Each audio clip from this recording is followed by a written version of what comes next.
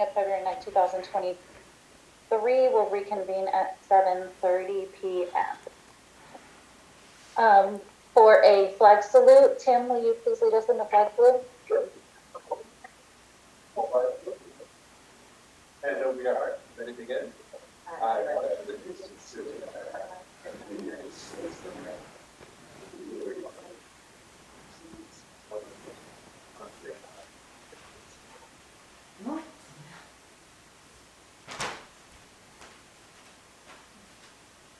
All rise. For B, civility statement, Lester, will you please read the civility statement?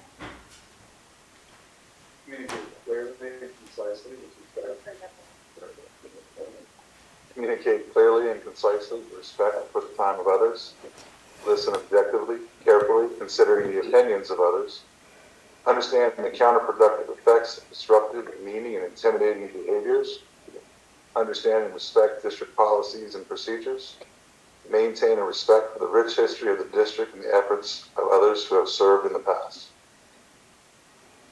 Thank you.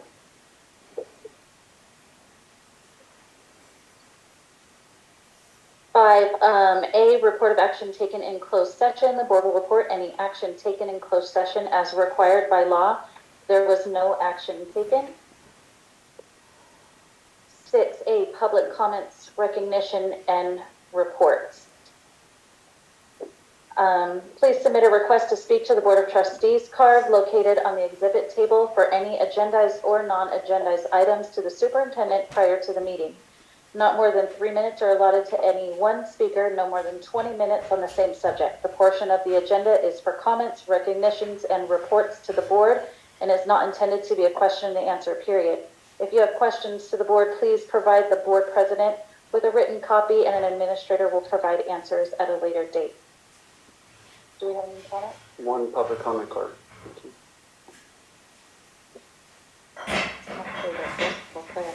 Mr. Brody.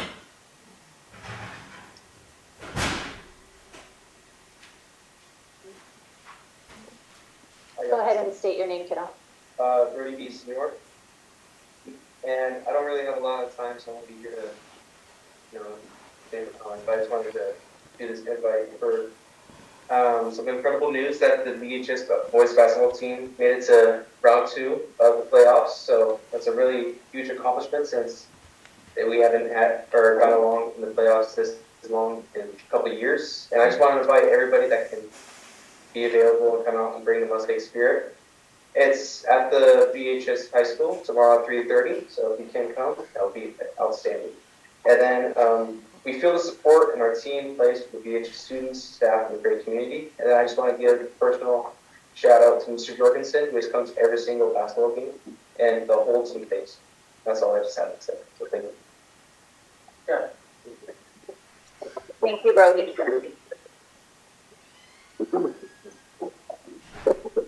6B Golden Spotlight, Dr. Sahakian. Thank you, Ms. Saxoni. Just to kind of go back to the last picture, I know our audience here and our community members were looking at Brody, but this photo is courteous of Mr. Jorgensen, and so I just want to touch base on this picture of the winning team. We're very proud of you and all that you do. Yes, round of applause once again. Thank you, Alex. Golden Spotlight. We were scheduled to celebrate our High Desert Hawks for the Veterans of Foreign Wars Youth Essay Contest winners. However, some of our High Desert Hawks parents and staff weren't able to make it tonight, so we are pushing the Golden Spotlight for February 23rd. So be on the lookout for that Golden Spotlight. Thank you. Point of order. Do you think we could arrange the agenda so people that have reports like the wonderful Mr. Sheldon Sparks doesn't have to sit through training unless he likes to? You want to get comments out of the way first? Should we do that? Yeah. Motion. I'll second my own, whatever. So we have a motion to move the governance training to after 8. We're to hear from the union reps. Right, so we'll move 7 to after 8F submissions and before 9 board comments. So that's the motion on the table. Can I get a vote? Can, all those in favor? Good Jorgensen, aye. Moscone. Falls-Graf, aye. Brianna Texoni, aye. So we will move item 7 and we will go on to 8A, add a representative.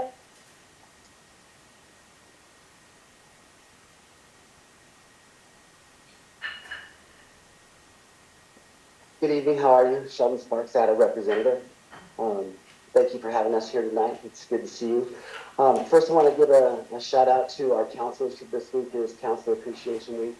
And what our counselors do for our students day in, day out, week after week, month after month, just can't be celebrated enough. We're really lucky to have the 2 full-time who are on staff and Miss Bambi as well. So I wanted to give them a shout out. I wanted to thank you for figuring out how to resolve the combo class stipend issue. Okay, never really should have got that far. If you look at those numbers and what we were arguing for, it was just peanut dust. I think the person who made the most money was your lawyer. And so I'm not trying to be crass there. I'm just asking. Sometimes common sense outweighs being right, and goodwill goes a long way in this community. And when we have battles where we are squabbling over cutting salaries and ask the teachers to do more and then say we're not going to pay them, that's going to cause dissension among the ranks. And so I just wanted to say thank you, and just wanted to say also our point of view is we love being here, but if you're going to ask us to partner here with you guys, invest in the community, I think you need to do the same. If you look at our what's been happening in bargaining for the last 2 weeks, I would say that union representatives are not happy. I'm not a part of them. I sit there and I get this all secondhand. I talked to our union lawyer.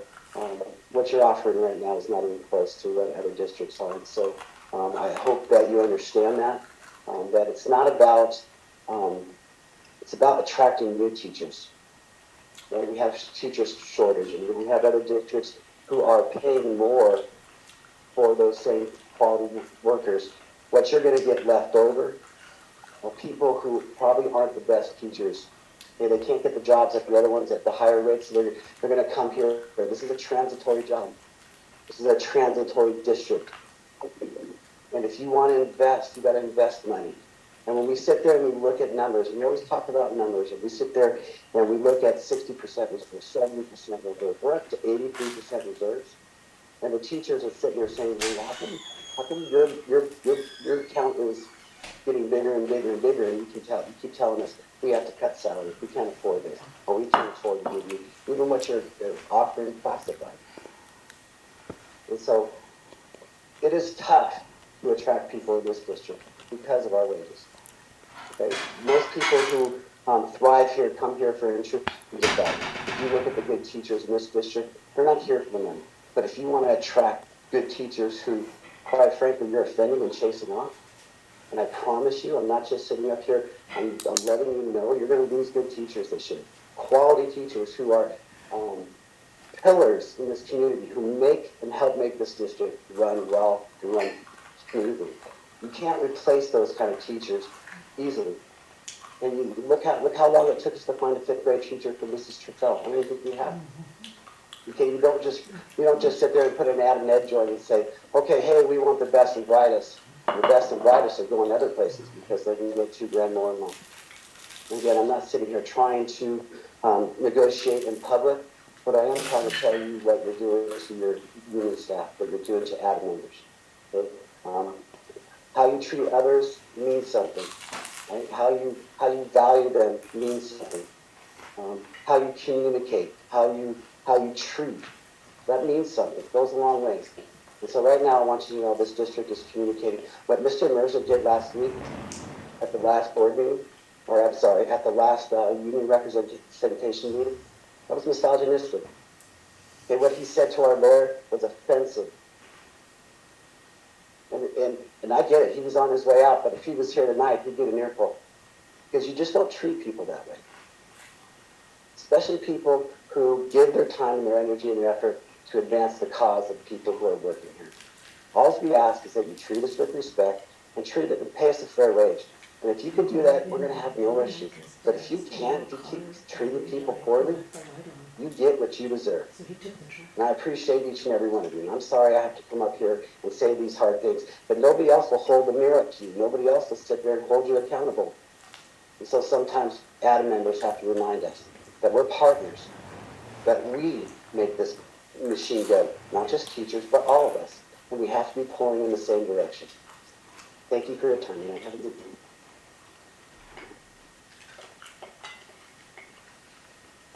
Thank you, Mr. Sparks. 8B CSE representative. 8C student representative. It looks like she is not here. Ms. Saxoni, she sent me via email her updates. She is awesome. Thank you, Emily. All right, so bear with me. She'll do a better job than I can, but here we go. Today was our annual road show, which meant 8th grade Hawks visited our Vasquez campus and got to tour different classrooms, sign up for sports, and get a glimpse of what high school will be like. Our winter sports teams have been killing it. That just doesn't sound right coming from me. It's a lot cooler from high school students. Sorry, gotta be frank.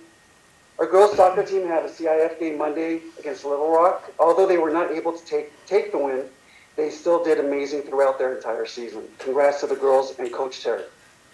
Similarly, our girls basketball team had a CIF game on Tuesday.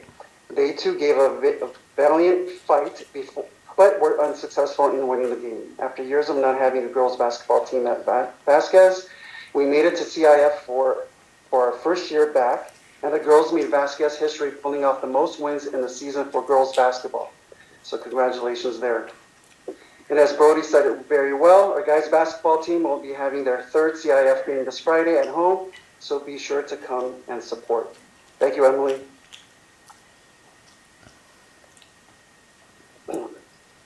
Thank you. 8D Superintendent Gold Standard Report. Thank you. Tonight I'll be covering 2 initiatives from our plan, student achievement and student safety.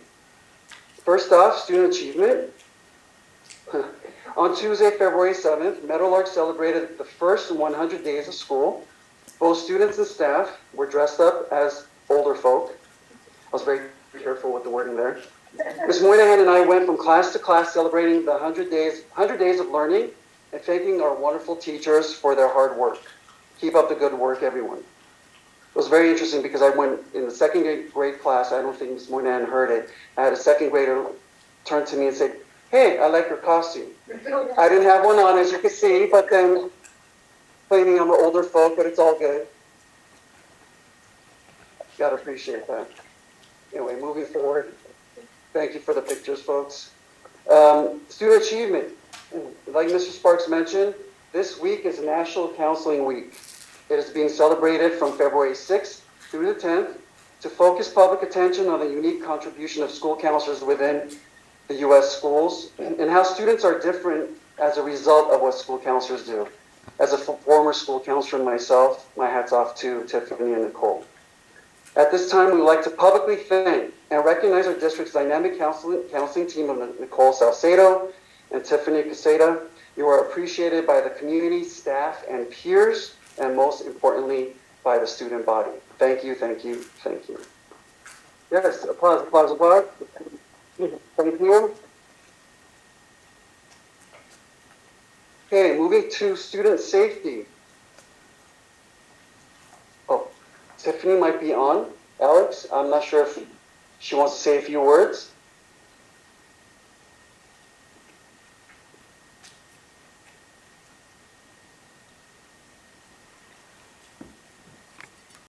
We've received throughout the week.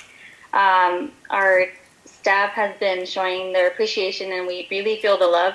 Unfortunately, Ms. Salcedo couldn't join us today. She had a family commitment, but she also extends her thank you to all our team and our staff.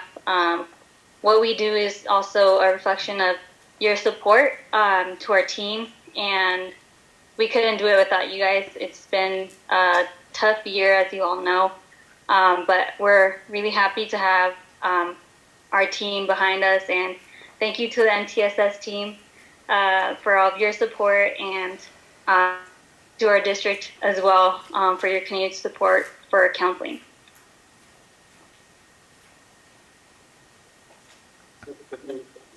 Thank you, Tiffany. Thank you for all that you do, not just this week, year-round, and thank you, Nicole.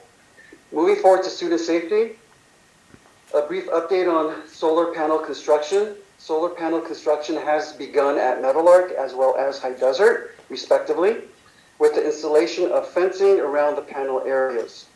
Construction is expected to continue through the end of February for Meadowlark and through mid-April for High Desert. To ensure the safety of our students within this project, both sites have put the following safety measures in place with district guidance, which includes checking all workers on site using a Raptor system, restricting movement between locations on campus at times when students are in class and not about on campus, as well as increased supervision around increased supervision around the areas where students usually congregate to support safety of our student body.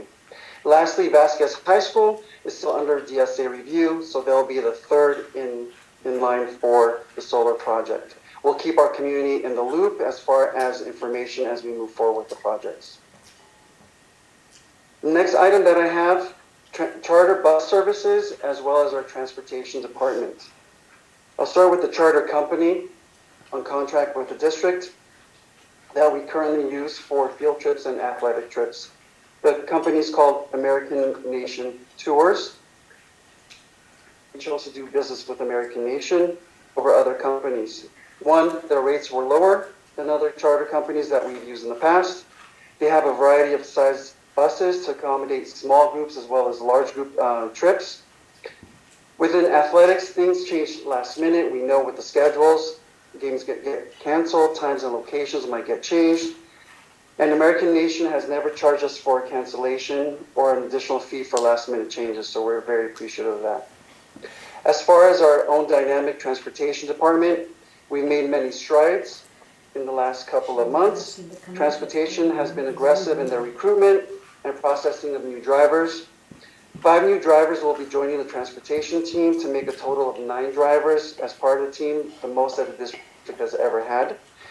This capacity will help translate to routes being shorter in length, meaning students will have less time on the bus. I know I was traumatized as a kid going to elementary school, an hour and a half on the bus, one way. In addition, athletic competitions, away games will be transported by our own buses, which would amount to over $50,000 in savings annually. We do have our small but mighty team here, Brittany as well as Zaida, our transportation department. Round of applause for all that you do, and thank you so much for being here. This concludes my report. Thank you.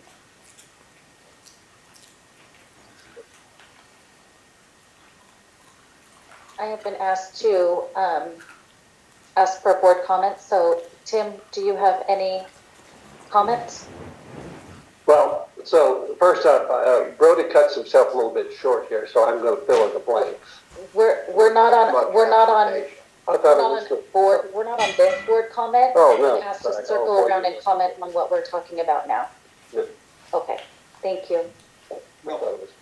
That's right. Ken. Yeah, this is something that a board member asked for a report out on, is my understanding. And my understanding was that I was going to have somebody come up here from the transportation company and answer difficult questions, because when Terry Comstock has to come up here and help us arrange our schedule, my questions would have been this: do we know when our games are?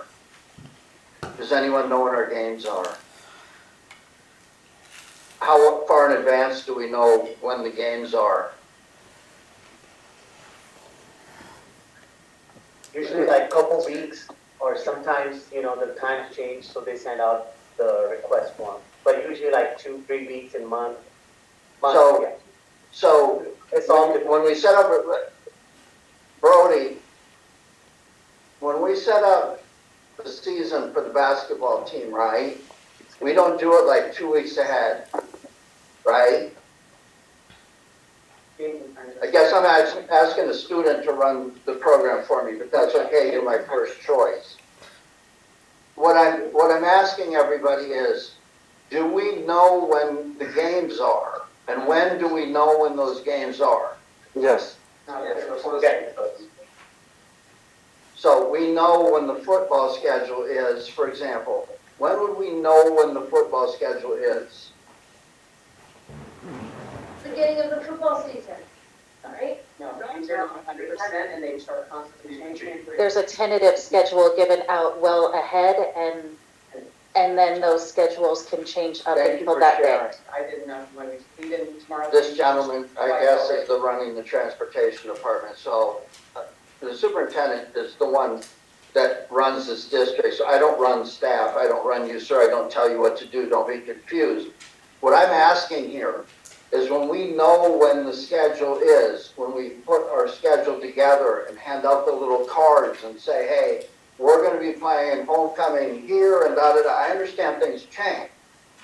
But tell me about the process where who is in charge of the athletics that say, I'm going to tell the bus company for soccer, basketball, all these sports to let the bus company know you need to have a bus here 6 weeks from now on a Friday night. Is there a mechanism of doing that? We get the request from Mr. Sheldon or Shiloh from there, and they do fill out the forms, the PR, the transportation request. So as soon as we receive that, we call the company. If we don't, I don't have my own drivers. The district don't have drivers, so we call the company, charter company, and we reserve it for them. I'm being as sensitive as I can here. What I'm trying to say is when you know when the football season is going to start, I need some assurance that the bus company is called and say, here, on this day, you're going to need this, and this for all the sports. Who is responsible for that? Well, I get the reports from, I get the transportation request from the VHS, and then we process it right away. Does VHS have enough support in the area of wherever the schedule is for them to get to transportation and say, we have these games here, schedule the bus? Well, I don't know when they schedule their game, but as soon as I receive the information, I go ahead and put the... So I will expect that answer. The chain of command starts with the athletic director, who's in charge of the schedule and the seasons and so forth, so on, and then that communication then goes to the front office, and the school secretaries are well versed and trained on how to put in the TR. The TR then goes to the transportation office, and if there is any hiccups or there's any challenges in securing transportation, that communication then will flow back to Vasquez, hence the athletic director. So I would like to understand the reporting chain, so I don't call the company in here and make confetti out of their contract the next time they stiff Terry. I hope I'm clear. If there are 8 weeks of football, then somebody needs to call the company ahead of time and schedule the bus to be there a month ahead of the first game and subsequently thereafter. I understand things happen. We were in here last time and had a long discussion about business operations because we all don't know what the district does. We don't know what our people do. We had a program called Know Your District that was being run through Vasquez PTSO that helped everybody understand that there are only 5 people doing 7 people's work or whatever we want to call it. I'm sorry I'm being very direct, but I'm good at it. So I don't want to, I am not going to sit up here as a board member. If I'm arranging bus schedules, trust me, people will be very clear and responsive or they will be out without district money. But I will not take any more flack from that dais of people making me and my fellow board members responsible for not getting the bus, and the contract needs to be signed. You will be here, and you will, and the bus, if the bus company was here, I'd be asking them right now, how many times did this district fail? And I would hate to think that we wouldn't be able to have that answer in open discussion. I want the buses scheduled when the sports events are here. I need kids focused on learning, not trying to hitchhike to a football game. Thank you for standing up there, sir. I don't even know who you are. God bless you that you came here with us, and I know you'll fix it tomorrow. Thank you. And just to clarify, thank you, Mr. Said. He's the head of transportation and incredible food services. And we do have, Trustee did ask, do you order the food for next week, 3 weeks after the kids need it, right? Don't take me seriously. I don't joke, I'm mad. Okay. but moving on from that comment, we have the owner from American Nation Tour here with us. There he Take is. any questions. Thank you for being here, sir. Point of order, Madam President, will you loop around again, please, after this is done? Yes, I will. Okay, I want To end the loop, I did not have any comments. to introduce. Okay, I want to introduce myself, Artin Davutyan. I'm CEO of American Nation Tour, and I'm ready here to answer if you guys have any question. And I really appreciate you sharing business with us. We always here to help you guys.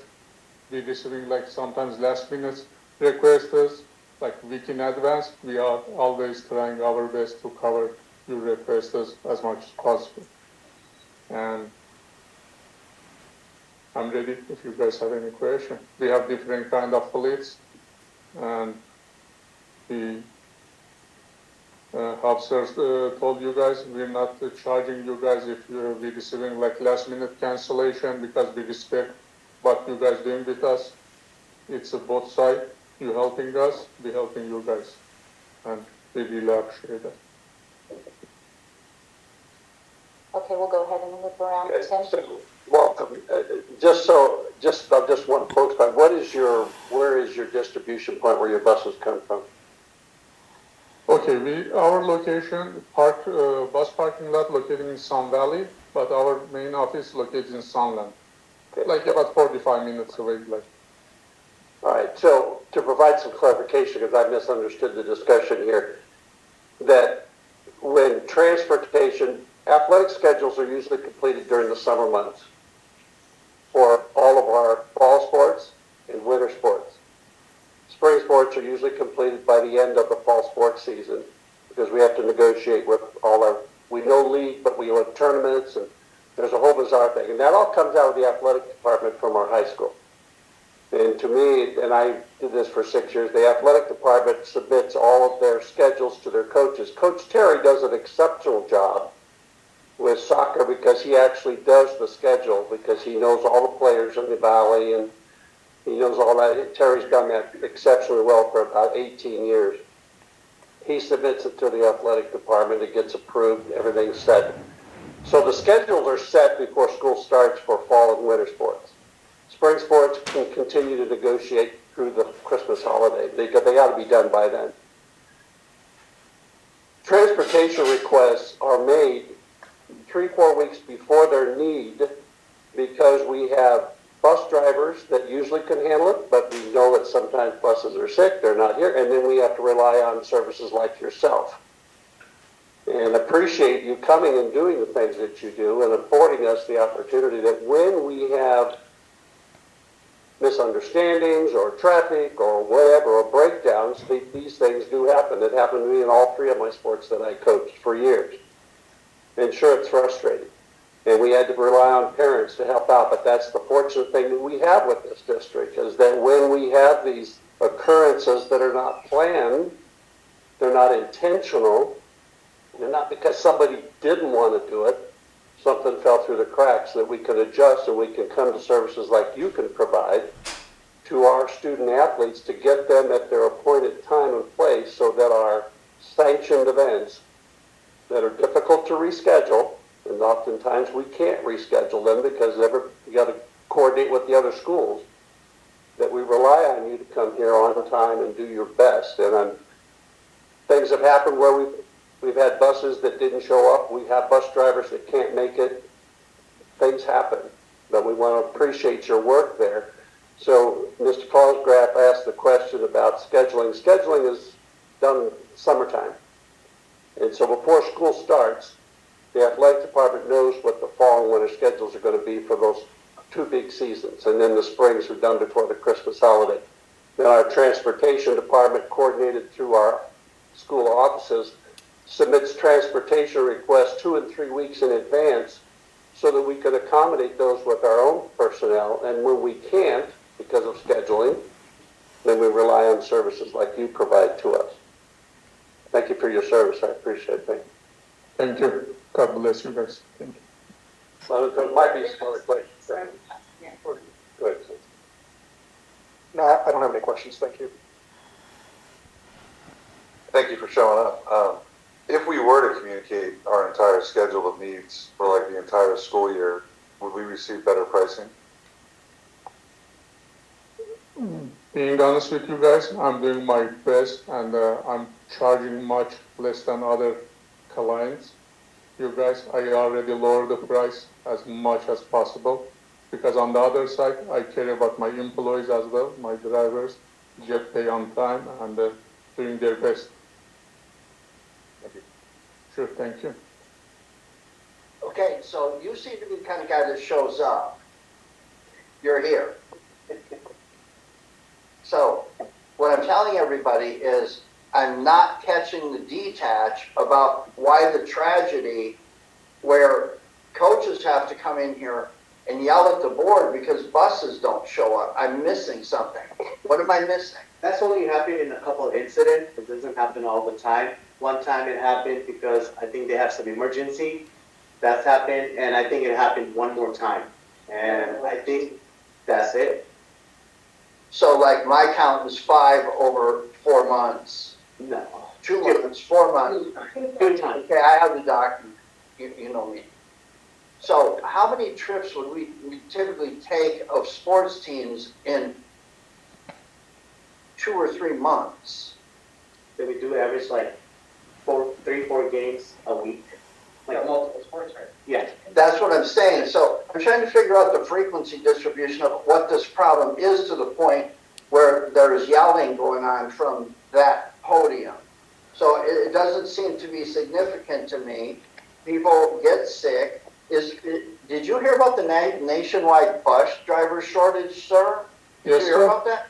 Did you know that when all the schools shut down, the bus drivers didn't have any work? So instead of waiting for somebody to call them back, they might have went and found some other job with their CDL, and then all of a sudden the state decides to open up the schools. So I have a full-time job, and so then I go and want to work. Unusual, it's unusual diarrhea, but that's not. It's unusual. Again, home test kits are available at all school sites. We ask all families document their home test results on primary health platform. Highly comfortable. It's getting hot in here. Please get in touch with your provider, local pharmacy, or the LA County website if you want to get your COVID-19 vaccine. This concludes this report. Thank you. No, thank you. 8F submission. There are no submissions. Fantastic. All right, now we're going to backtrack to 7A governance training presented by AALRR. Dr. Sakia. Yes, thank you. As requested by our trustees earlier in the academic year, Mr. Ron Wankart from AALRR. Thank you, sir, for your patience. You're online. He'll be providing a governance training, which includes an overview of the Brown Act. Mr. Wankart.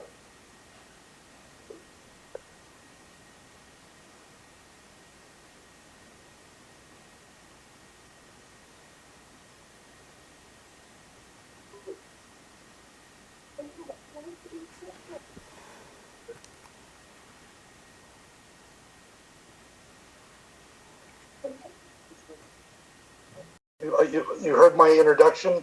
Thank you for this opportunity. I hope this presentation will be informative. So I'm going to start, with I have are we going to project the slides, or should I just kind of walk through the slides myself?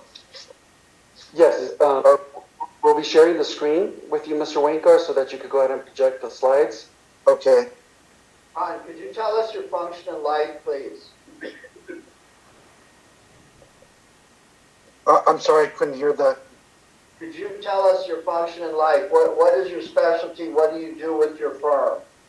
Oh, okay. I'm a partner with the law firm of Atkinson Anderson, lawyer Rudin Romo. I've been with the firm 4.5 years now. Prior to that time, I was general counsel for the Orange County Department of Education for 36 years. And so I handled just about anything you can think of with respect to education law. Governance issues, HR issues, business issues. Since I've been at the firm, I've handled mainly governance issues and HR issues. And student issues as well. So those have been my main focus since I've been with the firm. Any other questions about my background, I'd be happy to answer before we get into the presentation. There's no other questions. Thank you. Okay. Well, I've given this presentation on the Brown Act a number of times, and I'm happy to answer any questions that you might have. Let me start by saying that the purpose of the Brown Act is to give the citizens access to government agencies and prohibit government decisions from being made in secret. So it basically requires that almost all deliberations, almost all discussion takes place in open session. There's a few exceptions for closed sessions, which I'm sure you're familiar with, which I will talk about a little bit later. But as we go to the next slide, slide 3. Mr. Winkler? Yes. Sorry to interrupt you, sir. You have the ability to share your screen now. Oh, I do. Okay. Thank you. There we go. Okay.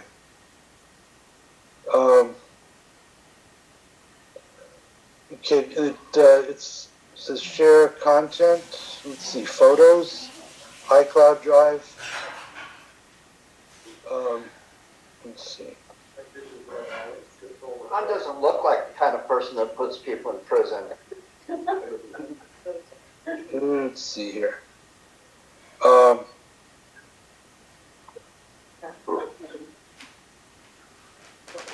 Yeah, I'm not sure how to do that. Let's see. Ron, this is Eric again.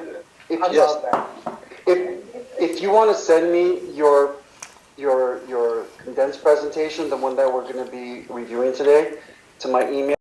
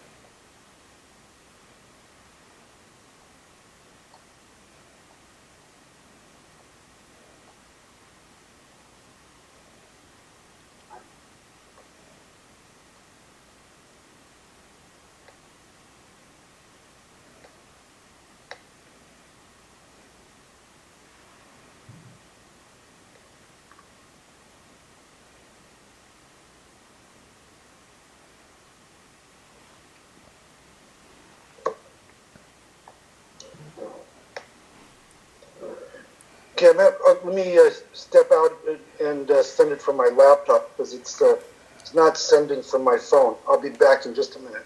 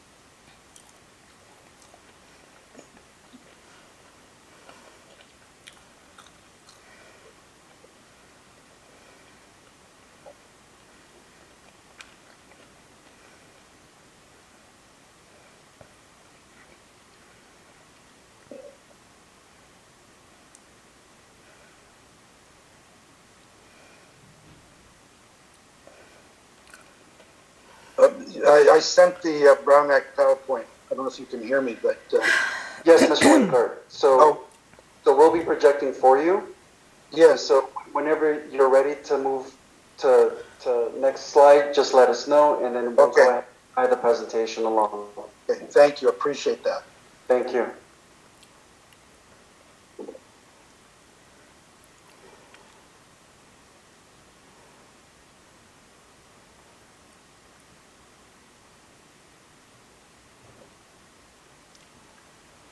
Okay, so this presentation, you see the first slide there. This is going to be an overview of the Brown Act, which is California's open meeting law. And if we go to the next slide, that kind of lays out the purpose of the Brown Act, which is to give the citizens of California access to government agencies and to open up the processes of government so that the citizens of California can see how their public agencies operate. Here we go. Okay, and if we go to the next slide, it requires all meetings and deliberations, including discussion, debate, and acquisition of information to be conducted in public, subject to public scrutiny, except when the closed session meetings exceptions apply, which we'll talk about in a few meetings, in a little bit.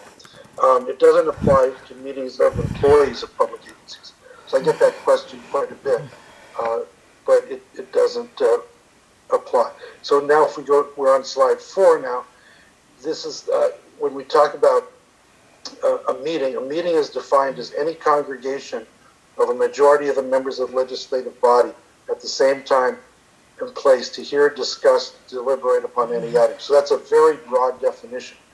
So if you look at any time you have a majority of the board members, so if you have a 5-member board, you have 3 members together to hear, discuss, or deliberate on any item that's within the subject matter jurisdiction of the board, then it's considered a meeting. And if you haven't properly noticed it and convened the meeting, then you're in violation of the Brown Act. So if we go to the next slide, separate conversations or communications outside of a meeting are permissible so long as it's less than a majority, and so long as you don't communicate to a third board member what the other board members discussed or what their opinions were. So the idea is to prevent or prohibit serial meetings or collective concurrence outside of the meeting. They want the Brown Act purposes to let the public see how the decisions are made, how the discussions take place, and how the opinions are formed. So rather than behind closed doors, developing or building a coalition of board members to take a certain action, this should all be done in public. And so for this reason, we advise board members to limit their communications, particularly emails, to a single board member or the district superintendent. Because where you can get into trouble is with that reply to all button. If you push that button and you start responding to all of the board members, then you're in violation of the Brown Act. So if we go to the next slide, that's kind of what I was saying, is that you should not forward emails to the third board member. Then you start to get into violations of the Brown Act. It should be limited to board member 1 and board member 2, or board member A and board member B talking to each other. But once you bring in board member C and you tell board member C what A and B thought, then you're starting to run into Brown Act problems.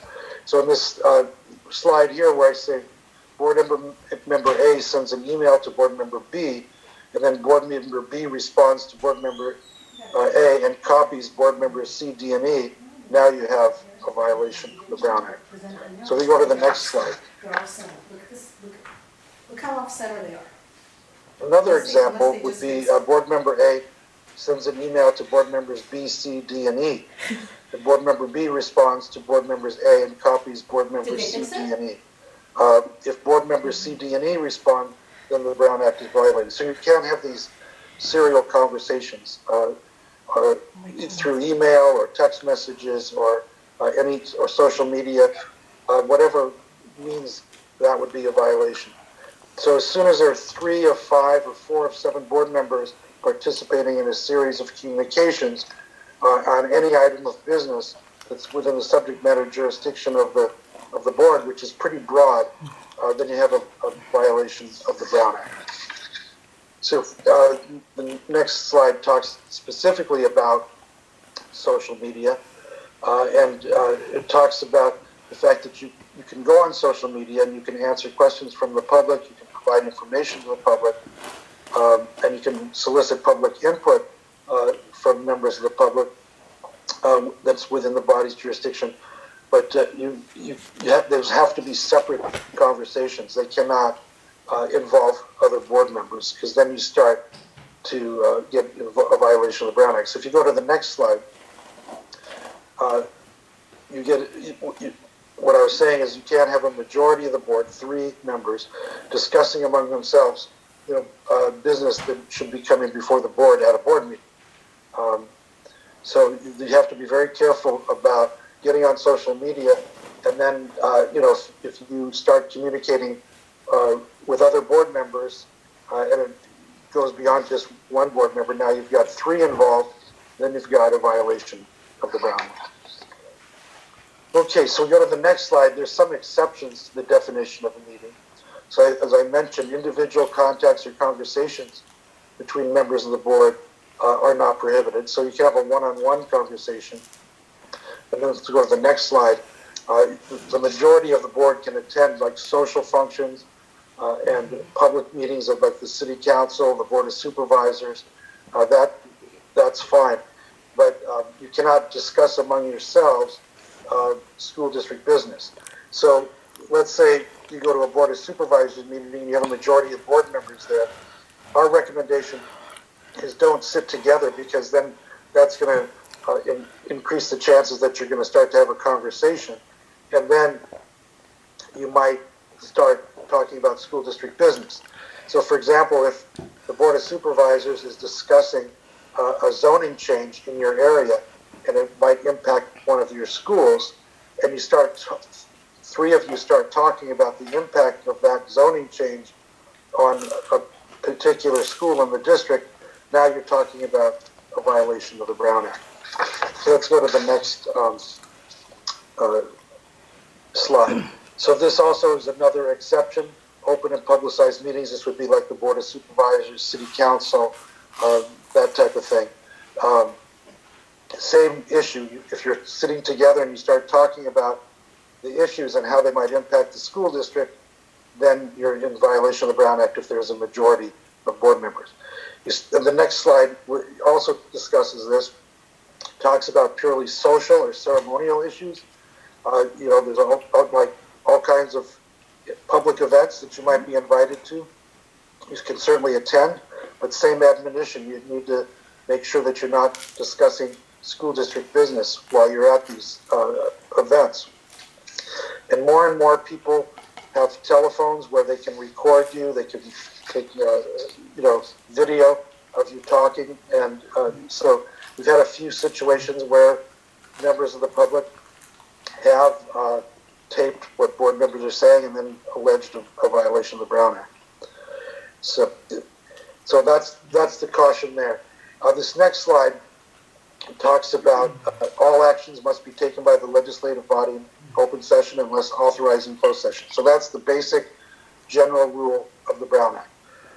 Action is defined as a collective decision made by a majority of members. It doesn't necessarily have to be a vote.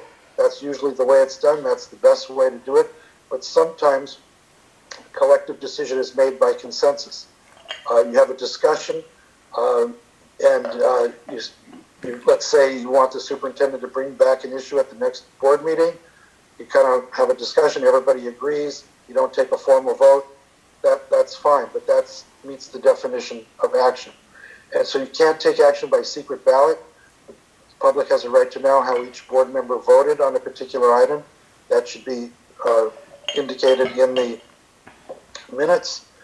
And the other thing is that you may be aware of this, is the members of the public may record open meetings.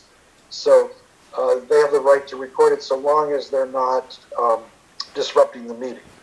And now with cell phones and so on, we don't even know when they're recording it sometimes, but it's a lot less disruptive. It used to be, before we had cell phones, people would bring in equipment and it would be noisy and it would, illuminate a board meeting and, cause distractions. Next slide, teleconferencing. This can be done either in audio or video, but it's under very limited circumstances. And all votes taken during a teleconference must be by roll call so that the public will know how everybody voted. So if we go to the next slide, if you elect to use teleconferencing, the most important thing to remember is that you have to plan ahead. It's very difficult to do this. In fact, it's impossible to do it at the last minute because you have to post agendas at all teleconference locations. You have to conduct teleconference meetings in a manner that protects the statutory constitutional rights of the parties or the public appearing before the legislative body. So basically you have to make the areas accessible to the public, which is, can create a lot of problems. If somebody, let's say, is attending the meeting from home, you don't necessarily want a lot of people barging into your home, but you have to post the agenda and you have to make it public. And each teleconference location has to be identified in the notice, and the agenda of the meeting has to be accessible to the public. So if we go to the next slide, I've indicated it there. And then during a teleconference, at least a quorum of the members of the legislative body must participate from locations within the boundaries of the territory. So that's kind of it. There's some exceptions now that have just taken effect this year that will allow a little more flexibility, that you won't have to make all the teleconference locations accessible to the public. But there has to be a compelling reason for doing that. Illness could be one, possibly taking, childcare or some other emergency. If the board authorizes it, you could have a little more flexibility. Okay. So I mentioned not taking any action by secret ballot. You have to publicly report any action taken in closed session. And you have to, prior to taking any final action, announce orally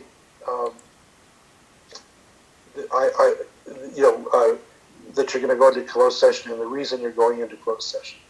And then if it involves the salaries of superintendents and assistant superintendents, then you have to orally report a summary of the recommendation for final action on salaries, salary schedules, and compensation during an open meeting so that the public has an awareness of what you're talking about. Okay, if we go to the next slide. The agenda has to provide an opportunity for members of the public to address the board. I know you're familiar with that. We've already had public comments tonight, so I know that you're familiar with that. So I'll go on to the next thing, the agenda requirements. 72 hours before the board meeting, you have to post an agenda, a brief general description of each item of business. So it has to be descriptive enough so that the public will know what you're going to be talking about. Let's go to the next slide. The agenda has to be freely accessible to the public, posted on the agency's website. If you have a website, but just about everybody has a website now. I don't know of a public agency that doesn't. So you have to specify the time and location. So the idea behind all of this is to make sure that the public has notice of the meetings, they have the ability to access the meetings. As you know, I'm accessing the meeting over the internet. Other members of the public are also able to access the board meeting over the internet, which is consistent with the Brown Act. When we go to the next slide, one of the basic concepts behind the agenda requirements of the Brown Act is that there can't be any action or discussion on any item that's not on the agenda. So, for example, if you didn't have this governance training on the agenda, it could not be discussed at the board meeting. It would have to be discussed at another board meeting. If something's not on the agenda and the board is interested in discussing it, they can ask the staff members to report back on the matter at the next board meeting, and then you place it on the agenda for the next board meeting. The next slide. Okay. This has to do with posting of the agenda on your website. This took effect a few years ago. Then on the next slide too, it goes through some of the details of posting on the agenda. On the next slide, we just indicate that the agenda has to be posted 72 hours in advance. And you don't have to give them all the materials to the board, but if you make the materials or any writings available to the board members, they have to also be available to the public as well. So that's another key element of the Brown Act, that any information that is provided to the board has to be accessible to the public as well, so that if they understand the context of what you're talking about. So if it's a complicated matter with a lot of documents, and they want to see those documents, then they have the ability to see that, so they'll better understand the discussion. So we go to the next slide. Mentioned earlier that every member of the public should have a chance to address the board on any item within the subject matter jurisdiction of the board. So that's pretty broad. You're allowed to adopt reasonable regulations limiting the amount of time allocated to public testimony. So, in some school districts, they have a lot of public comment. They could go into the wee hours of the night if they don't limit the amount of time each speaker has. So the Brown Act does allow that. So if we go to the next slide,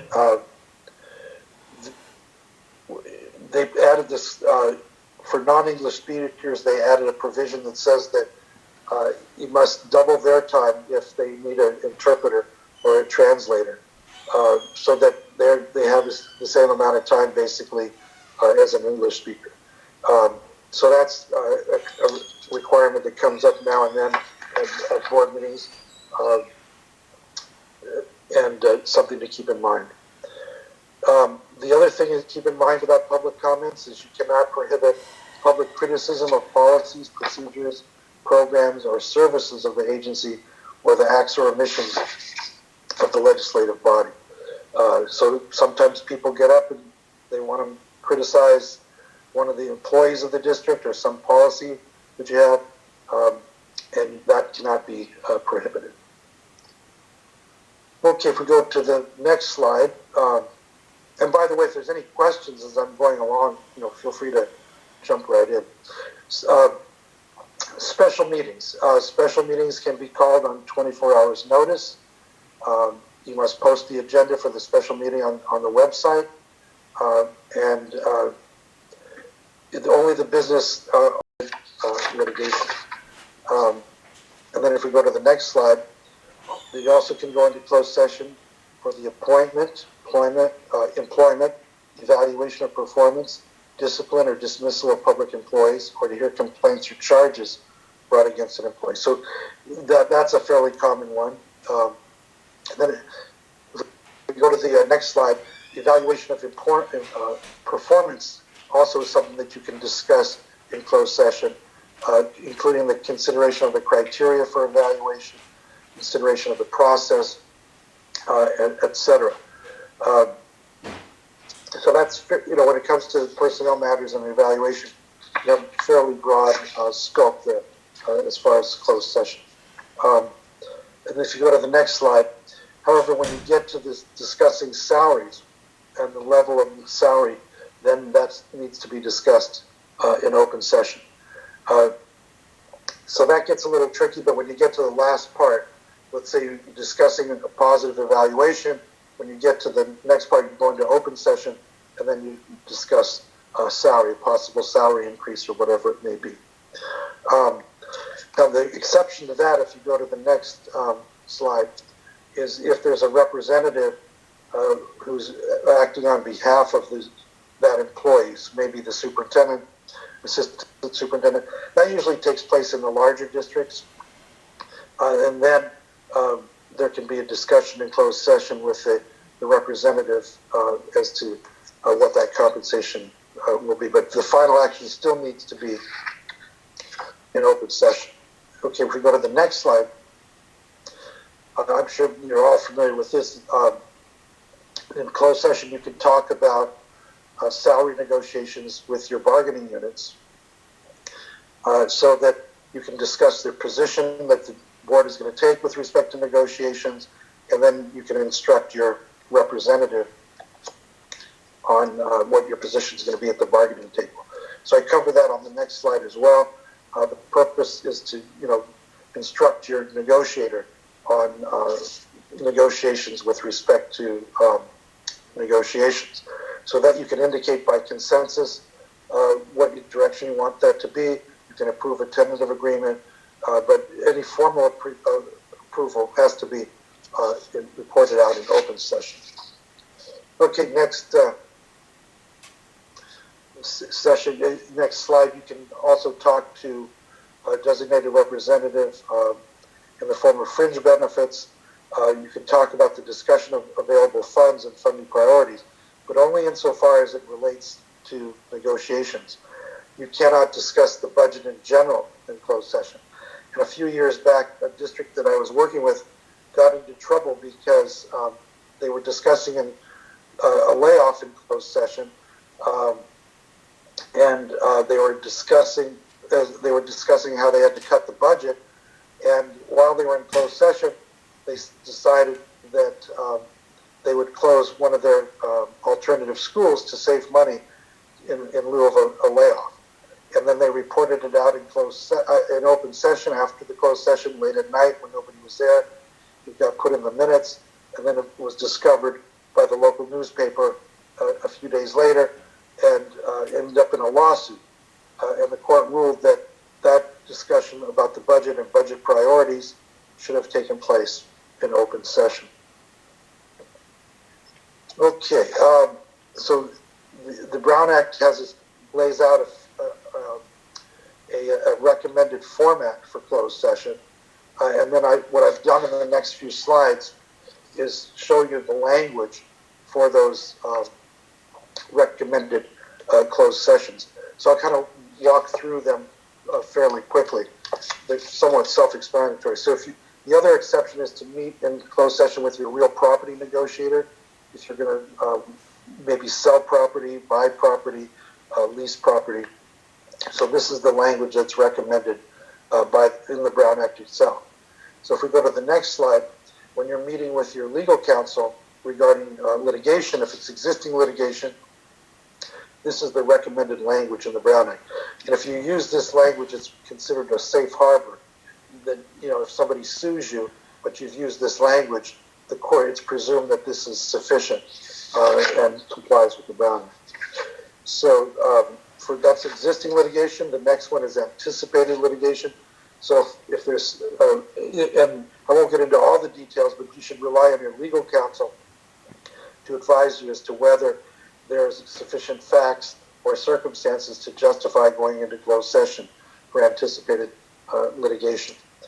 Then the next slide has to do with liability claims. This comes up fairly often. Then the next one is personnel, public employee appointments. So you're supposed to describe the position to be filled. The next slide covers public employment, public employee performance evaluation. These are all recommended languages.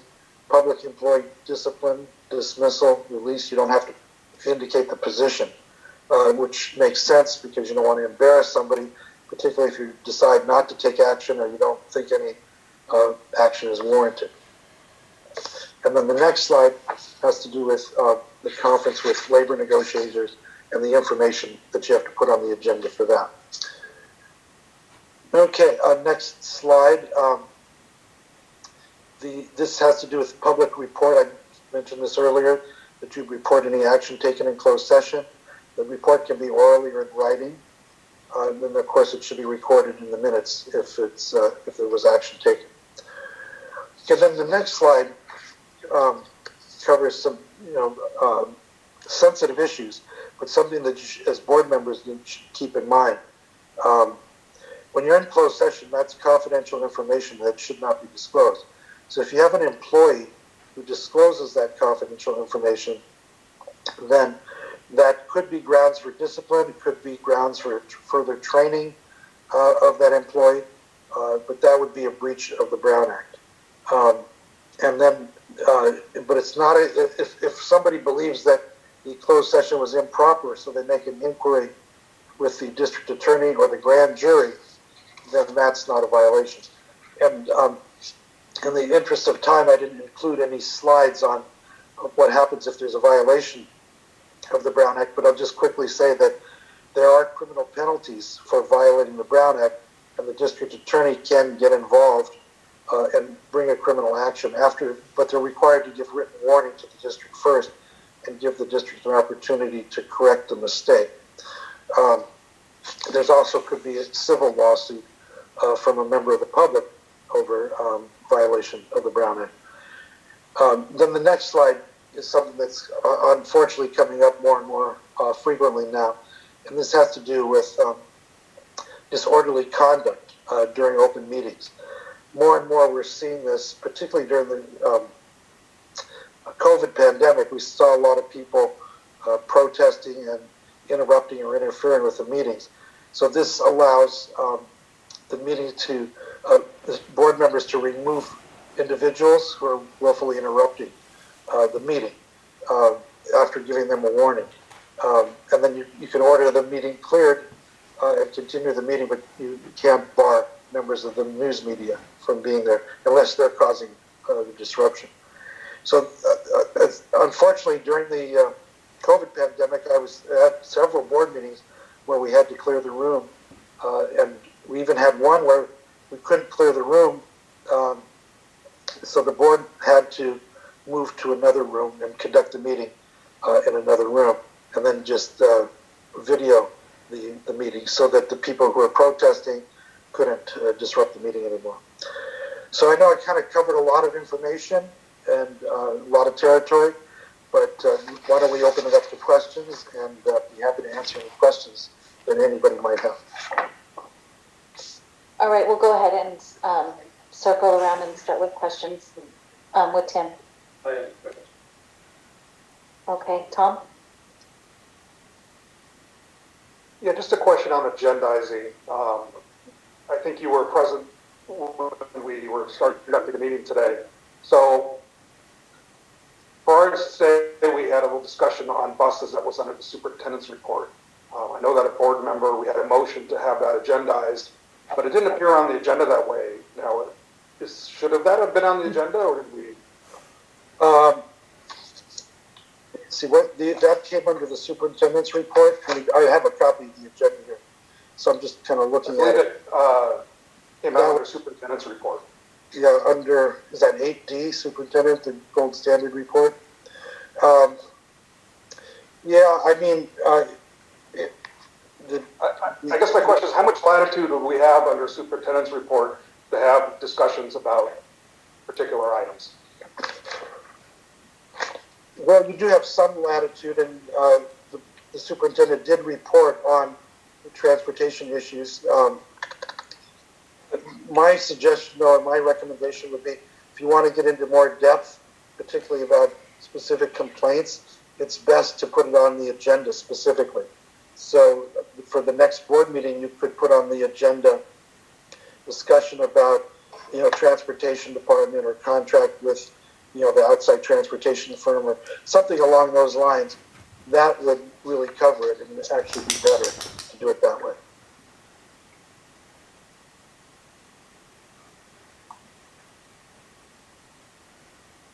Okay. The other, maybe a little bit more in depth on closed session, when you're talking about evaluation of employees, does that include all employees, or is that just in terms of board member hierarchy being the superintendent? Well, it mainly applies to the superintendent because that's the main employee that you evaluate. The superintendent or somebody below the superintendent would evaluate other employees, but there are instances where you may want to talk about the evaluations of other employees in the context of discipline or dismissal. So you may actually have a discussion about that employee's performance evaluations that might have been done by the superintendent or an assistant superintendent. Okay, and my last question is about teleconferencing. So a Zoom meeting, one of the locations would have to be open for the public, is that correct? And then if a board member was going to Zoom in and that board member was outside the jurisdiction, that means that is not, that's not allowed. Say board member was in a different state but wanted to attend the meeting via Zoom. Well, that was allowable during the COVID pandemic. There was an executive order and then there was legislation that really expanded the ability to conduct meetings by Zoom. There's new legislation, and I can certainly provide you the details on that in writing, that allows some more flexibility that took effect this year. It allows under certain circumstances to do teleconferencing without having to have each location open to the public. And there was never any limits on being in California. You could teleconference from outside of California, but it would have to be public.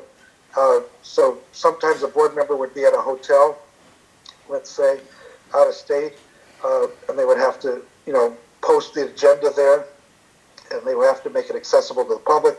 So it would typically be in a conference room or some, arranged for a room. So it takes a lot of advanced planning.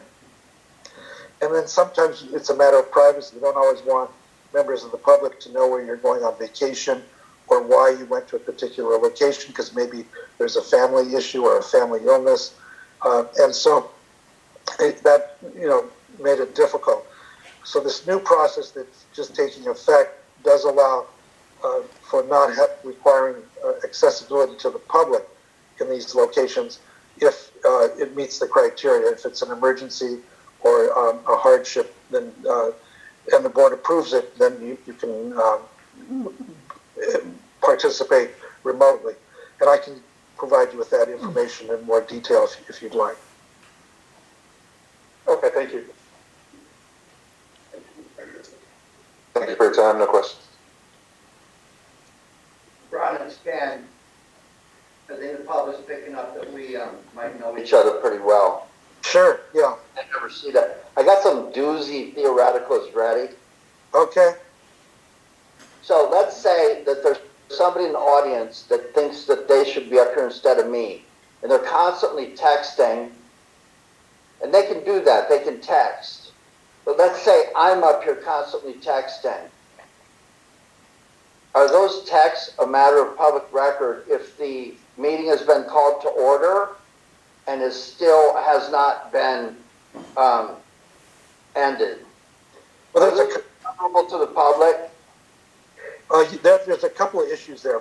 The first issue that you asked about directly is, yes, those are public records. Also, there's another issue that comes up, and this came up with the LA City Council a few years ago, when a member of the City Council was constantly texting, and it was during a hearing that the City Council was conducting, and the person involved in the hearing felt that the City Council member wasn't paying attention and wasn't giving them a fair treatment because they weren't listening, they were on their phone texting. It went all the way up to the Court of Appeal, and the Court of Appeal held that they had to do the hearing again because the City Council member wasn't paying attention. So, I would caution board members, occasionally texting is okay, but if you're spending the whole meeting texting with people, it doesn't give the public a good impression, plus you can run into some legal problems down the road. So, my feeling was if people are texting you, that's fine, but you don't have to answer them until after the board meeting. So Ron, let's say somebody's out in the audience bashing me to another board member. Is there any privileged immunity that would come with that through a relationship between the parties? Not necessarily. I mean, those would be public records. So let's say a member of the public is bashing you and sending text messages to another board member. If you become aware of it and you want a copy of those text messages, once they're received by the board member, the other board member, those would be public records. Now, whether those, once you get those texts and you look at them, and whether they're libelous or slanderous or not, depends on, what they said, but I mean, that's possible that they could be libelous or slanderous. Or maliciously misrepresentative.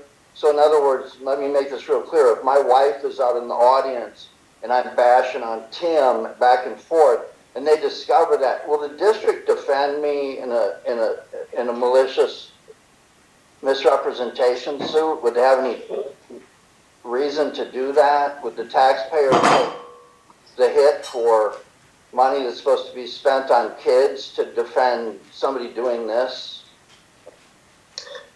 Well, we'd have to see the context of it, but normally not that type. If it's an intentional act or intentional tort, those are the district doesn't necessarily have an absolute right to defend it.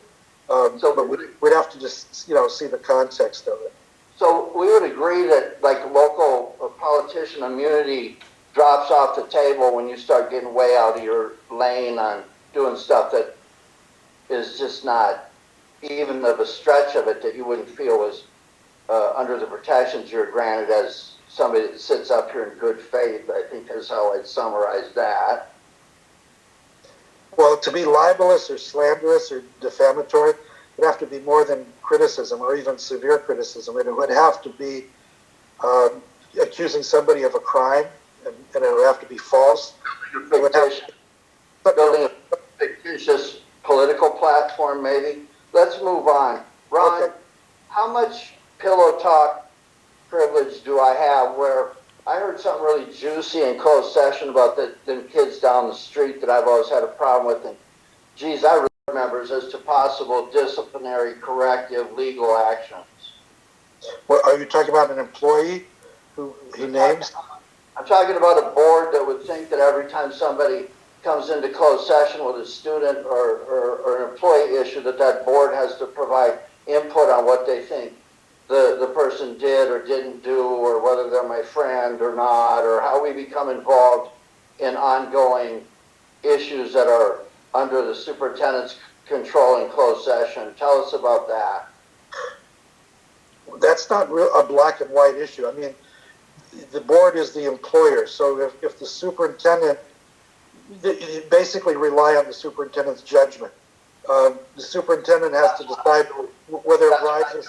Thank you. That's enough on that one. Oh, okay. Okay. Yeah. The superintendent's here.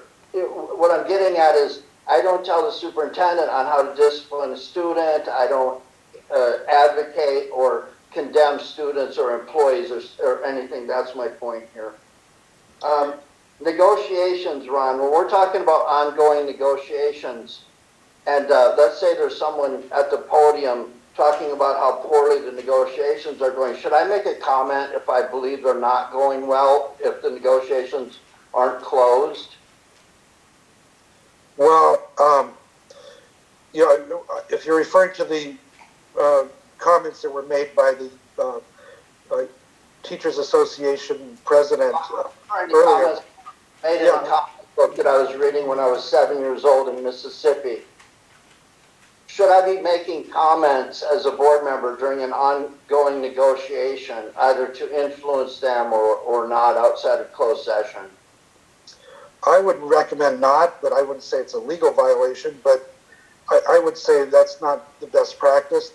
The best practice is to discuss in closed session with your representative how the negotiations are going from their point of view, and get your representative's point of view on what the union president said.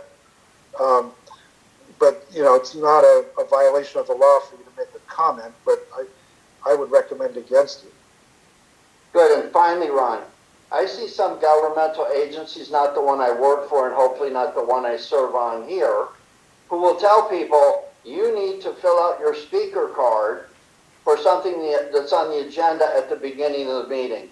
And let's say I'm a gadfly, I used to be a really good one, and I'm sitting out in the audience, and I hear something in the discussion where I just feel like I need to comment, and I'm told, oh, you can't comment on this item because you didn't fill out the card when I told you you should have. Is that legal, Ron? Well, the Brown Act says you can't require somebody to identify themselves. But they can have a cutoff time for the card. at the beginning of the meeting, and then they just, during public comments, let people, if you don't put your name on there, it's hard for them to know who filled out the card, but you could say, you could put a number on there, for example, and just call yourself public citizen number one, and then they would call you as public citizen number one, but typically people put their name. I like that But name. Val. But, Ron, I think what I'm getting at here is this.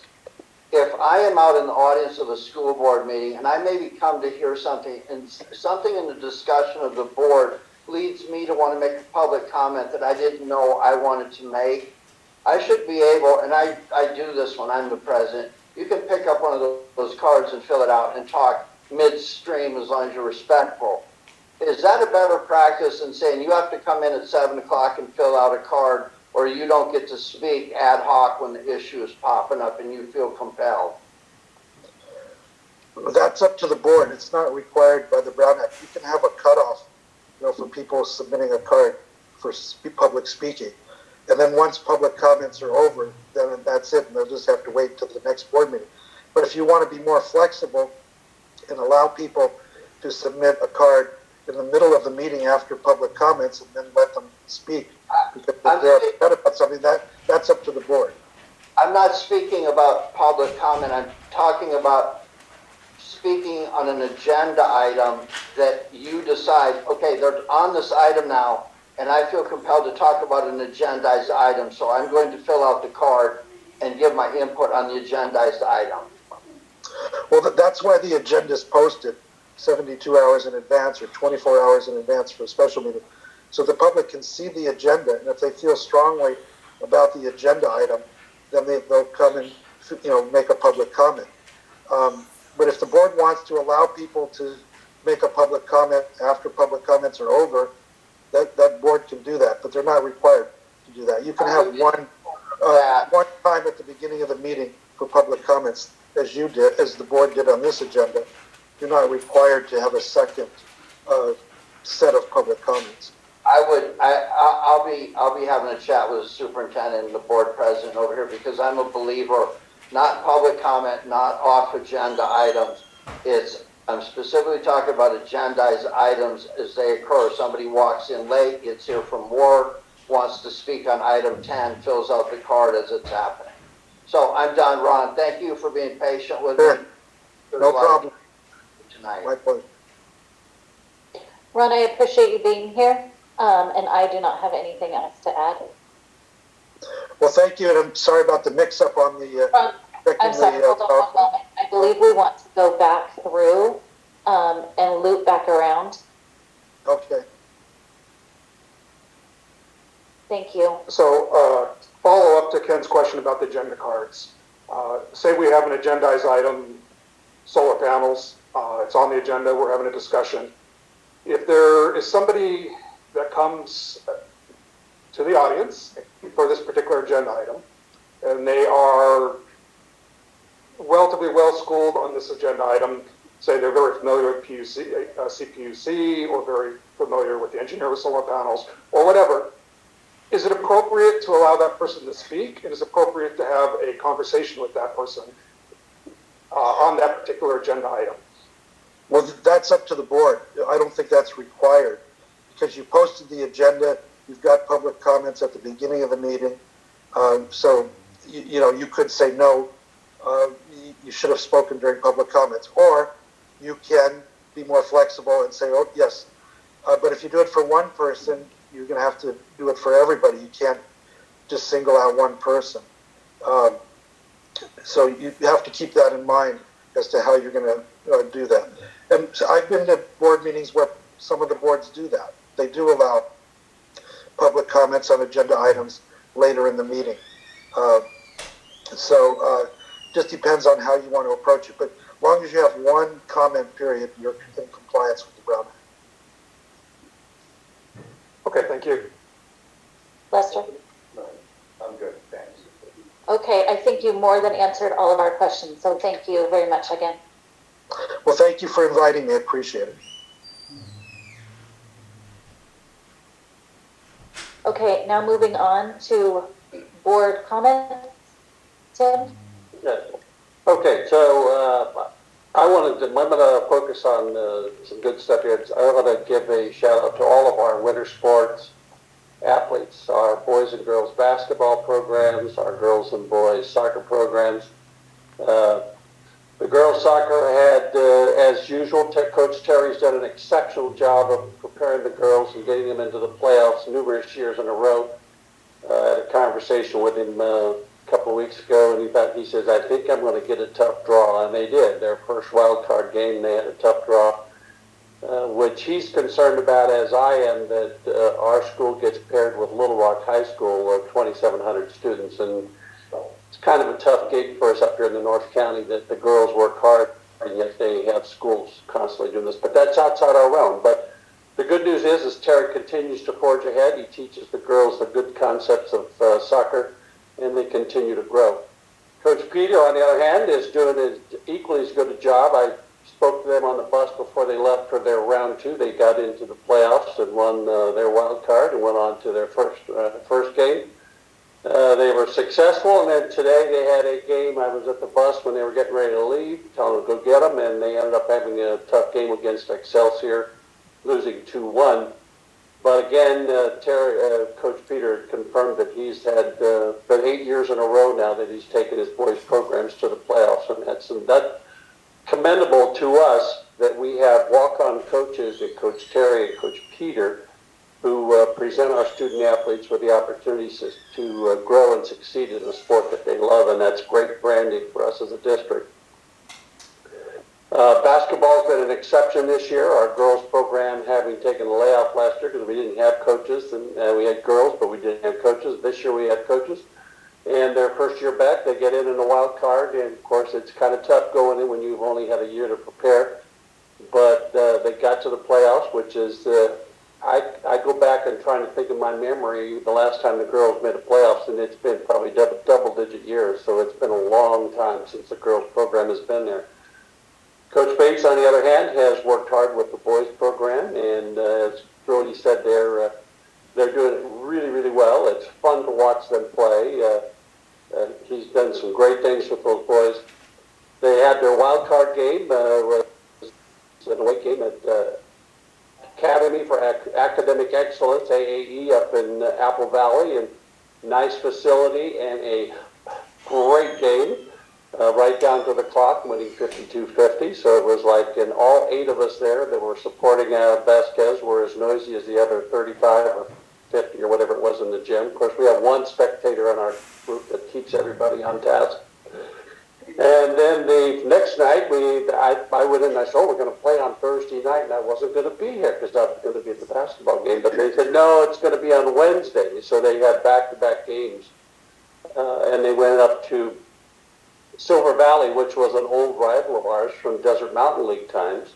Been to that gym many times when I was coaching and playing football. And saw some old friends of mine, the principal up there that I've known over the years. And the boys played exceptional ball again, and it was exciting to watch them play. And it was another close game down to the last few seconds, and it was a 59-53 victory. And I think this is the first time for boys basketball in probably double-digit years to make the quarterfinals, which will be tomorrow at Vasquez. Going to host a home game, so I'm hoping anybody can come out there and watch them play. It's going to be an early game because the school, the Newberry Adventist Academy, they have their guidelines that say they need to play early on, and so they've agreed to host them at 3:30. So if anybody wants to come watch a game, come out and watch. It's been great.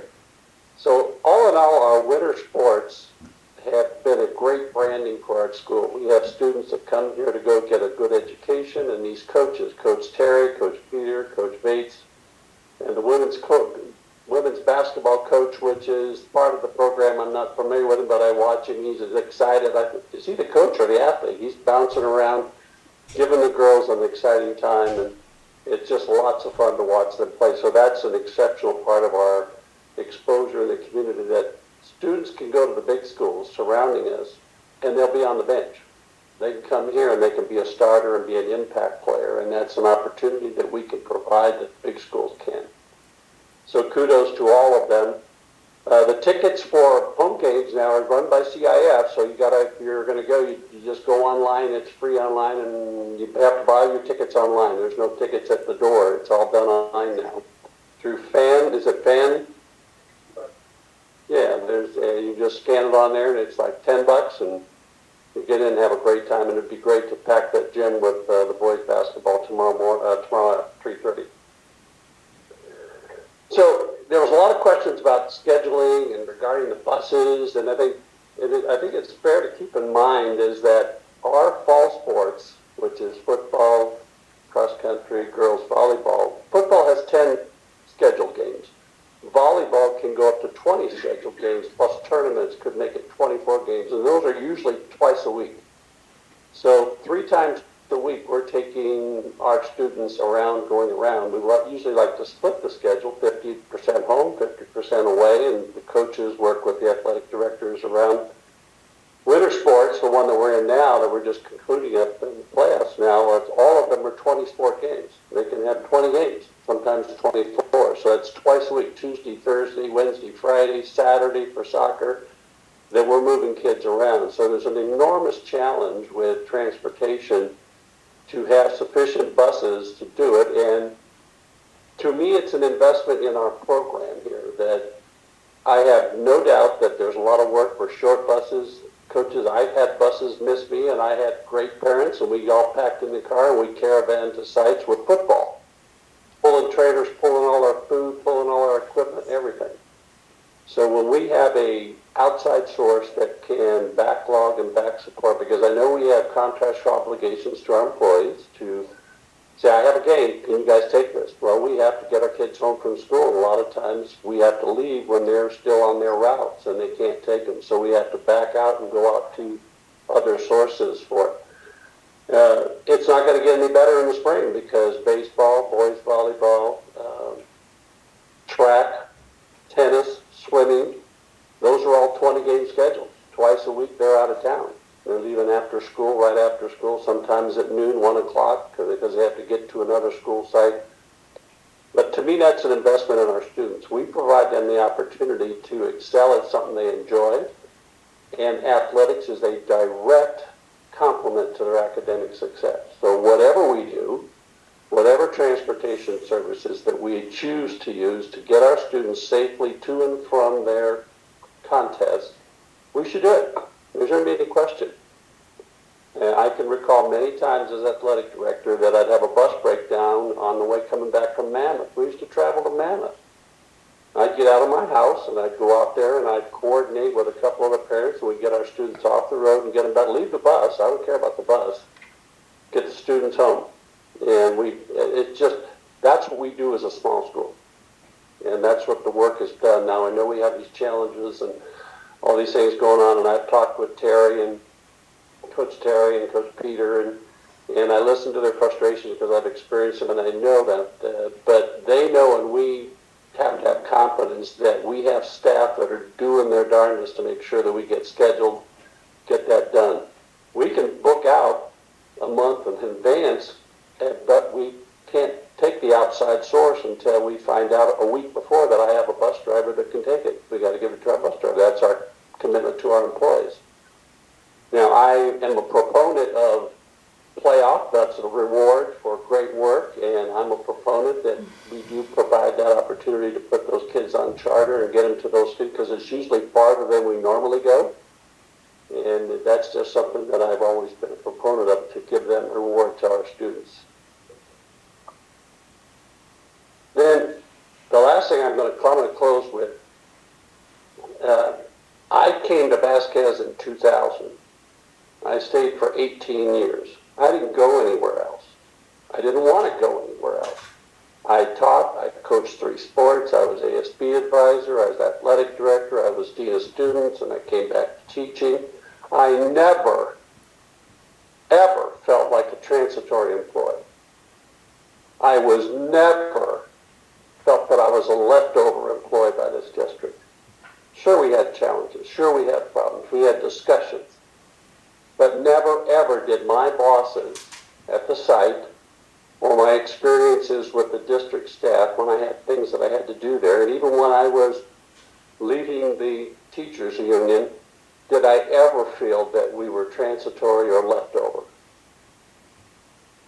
I'm disappointed to hear that kind of language because I know I don't think that, and I talked to teachers, I talked to my colleagues, and it was really disappointing. But this is a district that I wanted to come to, and I stayed here. I didn't go to the big districts paying me 10. I know every student on my campus, and I had that privilege for 18 years.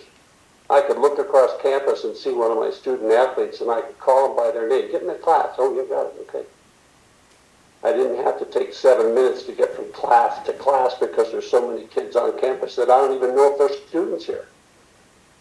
We know who our kids are here. We can protect our kids and provide the best academic experience, and with our athletics and our other extracurricular activities, that's something we provide. When teachers are teachers, I supervise teachers now for Cal State Bakersfield. I talk to them all the time about, why do you want to be a teacher? Never have any of them said, oh, I'm going to get rich. They came there because they want to do it. So they have parents that were teachers. They've been exposed to teachers. They want to share the wealth of their knowledge of their content. And those are the people that we work with. And that's why people come to our district. Thank you.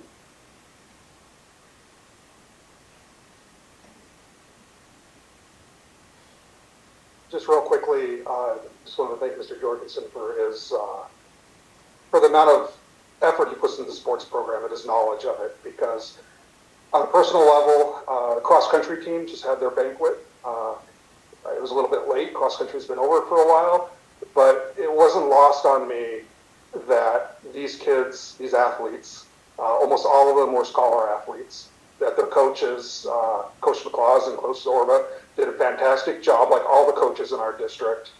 And the parents were all there at this banquet, and the level of support and camaraderie was as good as it gets.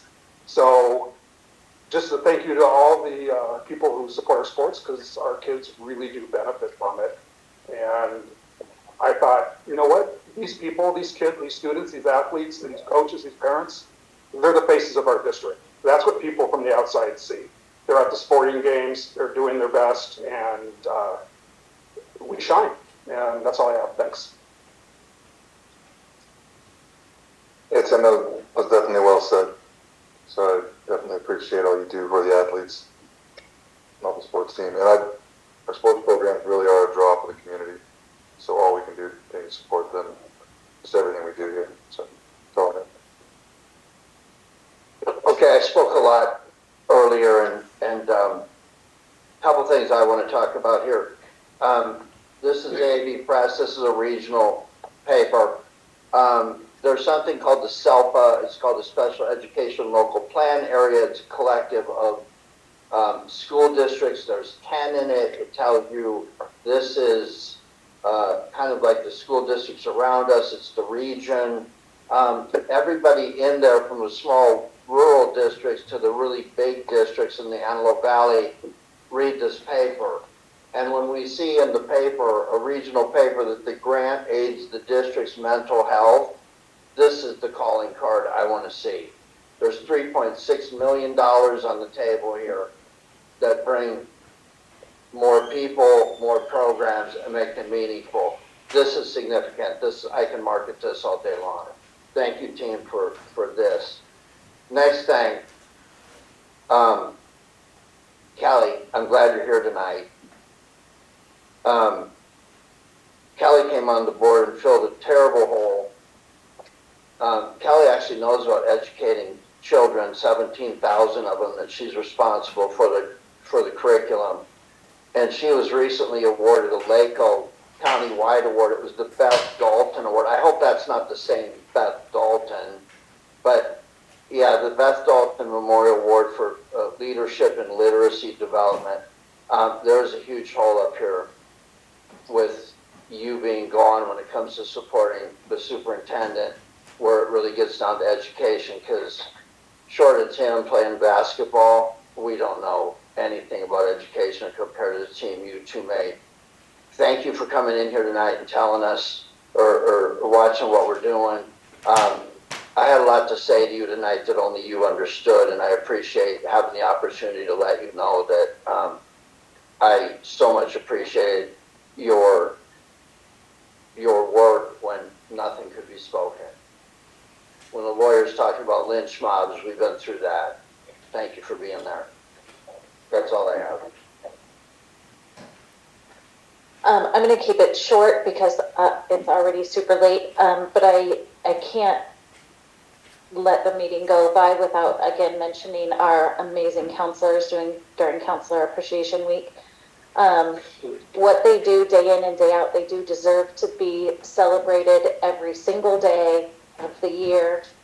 The things that they see and the things that they do and the things that they are able to accomplish for our students are just nothing short of incredible. So they do deserve to be celebrated. So I wanted to give a shout out to our amazing counselors. So thank you, ladies, for doing what you do every single day. And I know that they work on the weekends and they work after school and just tireless hours and getting incredible things done and making huge impacts. I know both of those ladies that were honored earlier in the superintendent's report have both made an impact on not only myself, but on all of my children as well. So huge shout out to you and thank you so much for everything that you do. Mental health is a huge priority of mine. So Ken, thank you for bringing that. I did see it online, but I don't get the paper. I don't read it in person. So this is one of my projects for this year that leads into everything that I'm hoping to work on during my presidential year. So thank you for bringing the physical copy in. I really appreciate it. And then our winter sports, everybody said it. They're amazing. They're great. They're awesome. I love watching those kids play. I'm looking forward to baseball and soccer.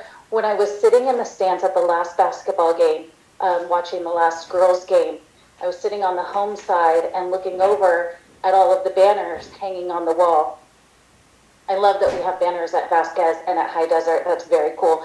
But looking at the banners, I couldn't help but notice most of the years where we have won championships coincide with youth programs that we have in our community. Softball, baseball, soccer. Those are our big youth programs in Acton and Agua Dulce. Those youth programs make a difference for when they get up to high school. It's very hard to start a high school sport and be successful in that sport and take your team to win championships when you start in 9th grade. So I do know that Coach Will has started early with his football team. I know that Coach Mario is starting with youth programs for basketball. We have the Vasquez and Sierra collaborating and doing for boys and girls, doing youth camps to bridge that gap between the youth and our high school programs. So huge shout outs to those coaches that are going above and beyond their role as a high school coach and developing other programs outside of their role to bridge that gap and to bring those youth programs to help build our high school. So I just wanted to give a shout out to those coaches that are going above and beyond. So thank you very much. And that's all that I have.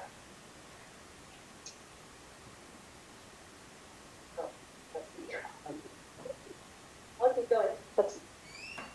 10, approval of consent calendar items. Can I get a motion? I'll move the consent calendar and Second. That's Tim. Yeah. Discussion. What does it include, Madam President?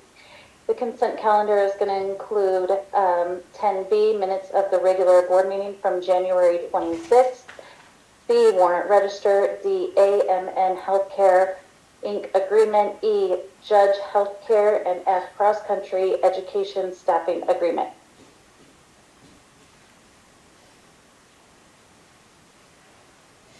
Any other discussion?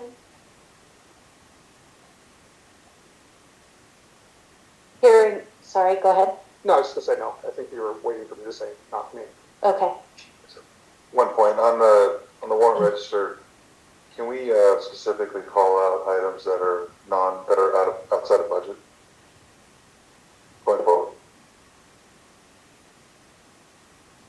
So there's an expense on there, finding it's something that's specifically not budgeted item over a certain amount. So if we want to discuss the warrant register, we can pull it off. We can accept or vote on the rest of the consent. I'll just save it. I'll save it for the new items.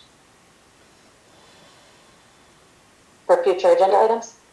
Okay, so we're not pulling the warrant register? No. Okay, Ken? Good. All right, end of discussion. All those in favor? Tim Jorgensen, aye. Cosman, aye. Matt's gone. Paul's got by. Brianna Texoni, aye. The consent agenda is approved with a vote of 5-0. 11, personnel action report. I'll move. I'll second. Discussion? Hearing none, call for question. All those in favor? Tim Jorgensen, aye. Cosman, aye. Matt's gone. Paul's got by. Brianna Texoni, aye. Personnel action report is approved with a vote 5-0. 11B, human resources, education, and people services department. Dr. Sahakian. Thank you, Ms. Taxoni. I know our trustees earlier did request for a study session for both business services as well as human resources. So we had our business services overview last month, and tonight we have Ms. Kimberly Shaw to provide the human resources overview for our trustees in our community. Thank you. Thank you. Good evening, President Taxoni and fellow board members. I'm Kim Shaw. I'm the Assistant Superintendent of HR, People Services, and Education for Acton Agua Dulce. And I have Hillary Mulligan here, my administrative assistant, confidential, to support me. Smile, Hillary. Thank you. Alrighty, so I have a brief overview for you, and I know it's late, so I will do my best to go through quickly the functions of our Human Resources Department. We do recruiting, hiring, and retaining of talent. We're in charge of performance management. That means people's evaluations, bargaining with our labor associations, professional development, employee relations, labor law compliance, onboarding of staff, credential analytics, and universal complaints. Next slide. Alrighty, so at the beginning, or at the end of July and the beginning of August, we were fully staffed for the school year. We had all our teaching positions filled, all of our positions filled. Then we got our first resignation, a fifth grade teacher who we hired, and she resigned before she ever started. And then a week before school started, we had a social studies teacher at the middle school resign and a special day class teacher resign.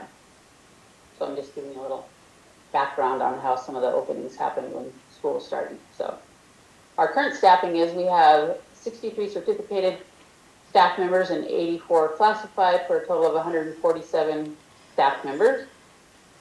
This year, since June, we have filled 47 positions. That's 47 permanent employees, 18 certificated and 29 classified. That doesn't include substitutes, coaches, or those that we have pending, like our new assistant chief of business, new CTE person that we have hired, and we currently have 6 vacancies. The vacancies are school psychologist, the LCFW, music aide, a brand new one, a custodian grounds person that's resigning for a new position, and the other CTE position and arts DOSA. So kind of fluid, it kind of goes up and down. So pre-recruitment, a manager, either one of our directors or a principal turns in a PR, personnel request, to us, and then I will take it to cabinet and we discuss whether it fits within our, the budget, or it's one of the positions in position control that needs to be replaced. Once that's done, it goes back over to HR. We look through the job description, talk about those in a little bit, meets the requirements, and then Hillary will post it on EdJoin. All right, we get it on EdJoin. Once that posting closes, we go through paper screening of the applicants, we schedule interviews, we find an interview panel, depending on if it's a classified or certificated position, that'll depend on who's on the panel. If it's a classified position, we always make sure we have classified people on the panel. Hopefully someone in the same position and then someone on the e-board, because it's nice to have someone that holds the same position of the one you're trying to fill, if at all possible. And then depending on the position that we're interviewing for, they'll go for a second interview with the superintendent. We do reference checks, and then depending on how that goes, we make an offer of employment, and Hillary gives them an employment packet. They make appointments with Maria in the front for fingerprinting, and then it'll go on a par for board approval, which we just did a couple minutes ago. All right, and what can delay the hiring process? So theoretically, we could hire someone, like if everything goes well, probably might take a week. But if principal or director forgets to turn in a PR and they are waiting for us to hire someone, we're like, we don't have a PR yet, you gotta get the PR in. And then timing of when the PR comes and we have a cabinet meeting, that can delay it. But sometimes if it comes, we have cabinets on Tuesday, and if somebody turns it on Wednesday, I'll walk it around. That way it's not sitting for almost a week to get signatures or have a conversation. Or if we limited applicant pool on EdJoin, we don't get very many people applying for the position. We don't hold interviews until we get a pool that is sufficient for the position that we're looking for.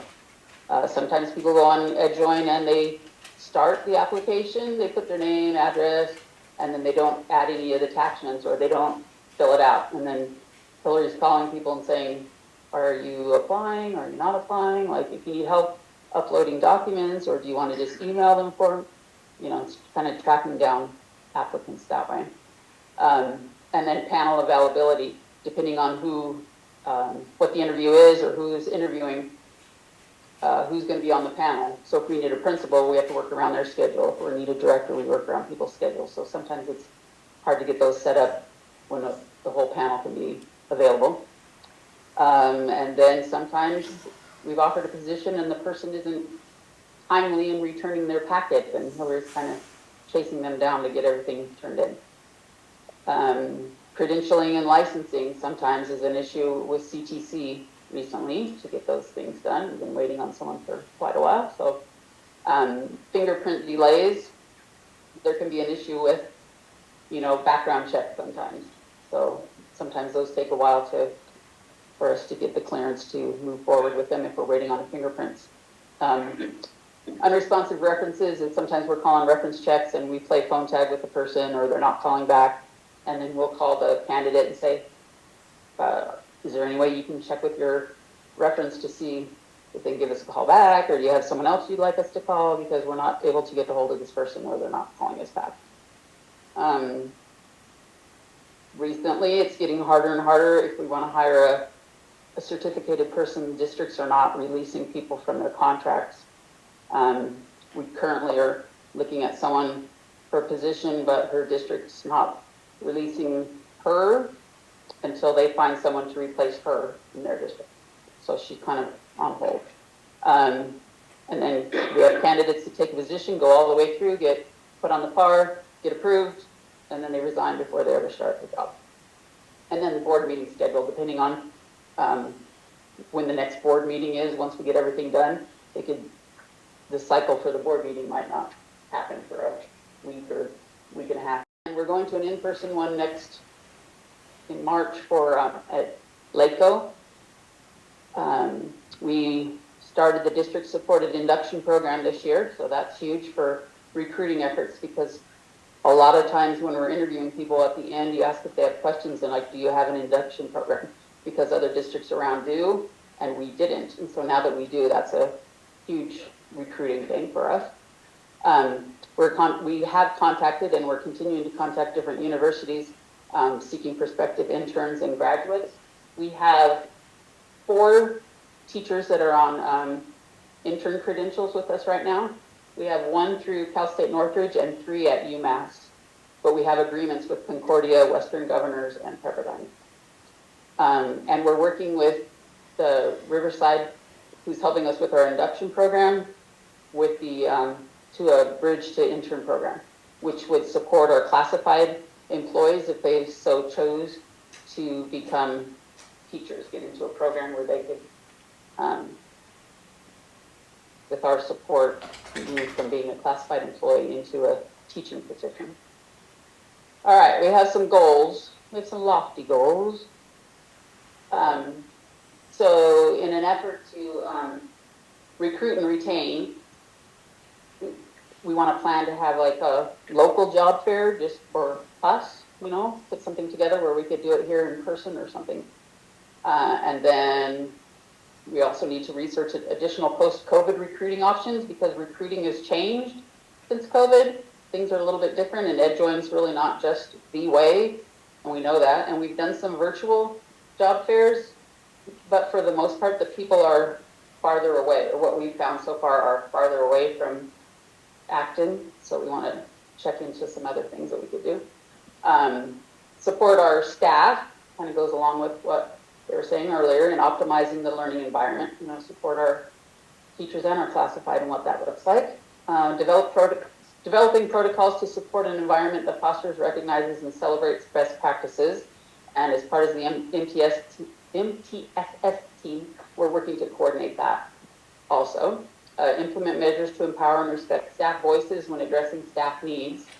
So surveys, asking people what, you know, what's working, what's not working, and then when we actually are making decisions, paying attention to what they said to us. Continue to promote staff input and self-directed professional development. Like we have a Ludo, we've started a Ludo, which is self-directed, and then having our local, some of our own teachers and our own, and asking, surveying teachers what they would like for professional development, and our classified staff, making it unique to what their needs are. And study and address disparities in retention outcomes. So when people are leaving, finding out the reasons why they're choosing to leave and not stay.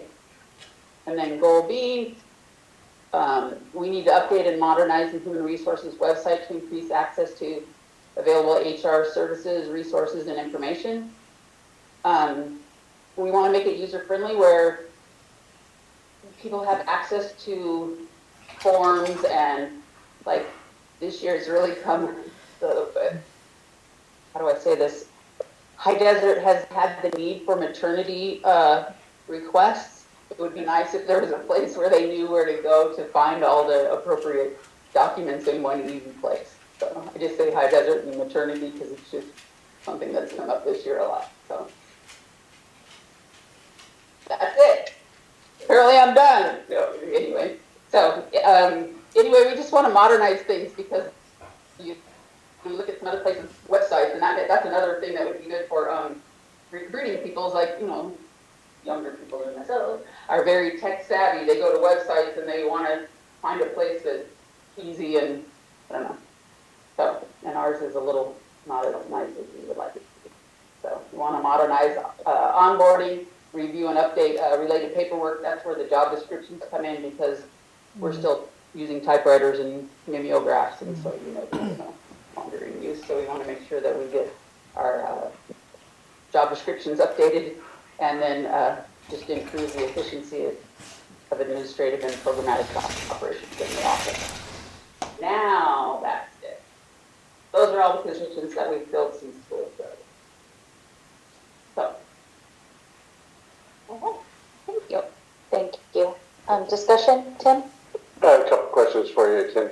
So are you also the Title IX compliance officer for the district? Yes. Okay.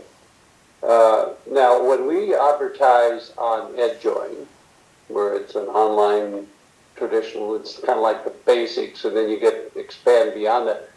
Have we been incorporating taglines for coaching opportunities to go along with it, put it on the tagline with those teaching opportunities to incentivize some of these? Oh, I know how to coach. I can teach and coach. Have we considered putting taglines? Coaching opportunities may exist. We did last year, I think, when we had high school spots. rather than separate them, saying coach, coach, coach. Well, then I want to coach, but do you have teaching? Well, no, we don't. But kind of bridging them together, always put a tagline, well, you know, coaching opportunities, they exist. What do you coach? Okay, baseball, softball, whatever. So because I emphasize that because for us to grow our programs and to help with the teaching is that gives them a little bit of incentive it's to our advantage to have a coach on campus. They get to know their athletes. It helps out with discipline and all the stuff that goes along with managing a site and growing. But then it gives them, well, there's another bit of a stipend that they'd be willing to kind of like draw them in. Some of these younger people that coach and teach. Yeah.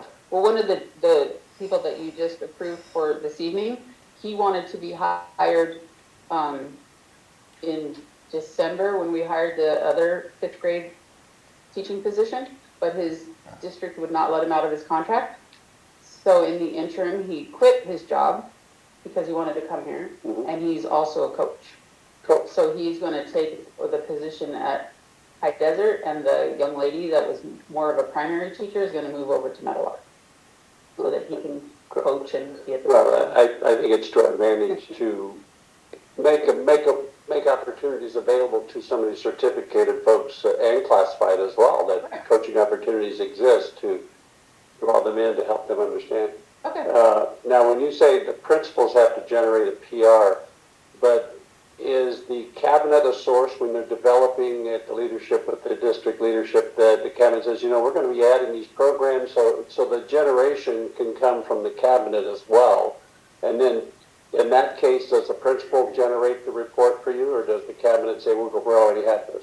If it's a brand new position, yeah, like if we're expanding programs in cabinet and you decide, oh, we're going to add this to the high school, we're going to add this to the middle school. Then the cabinet generates then HR go ahead, takes that cabinet direction and runs with it. If it's a replacement position, like someone replaced their site, then they do it. But it's cabinet does it if it's a brand new position. Okay, good, very good, thanks.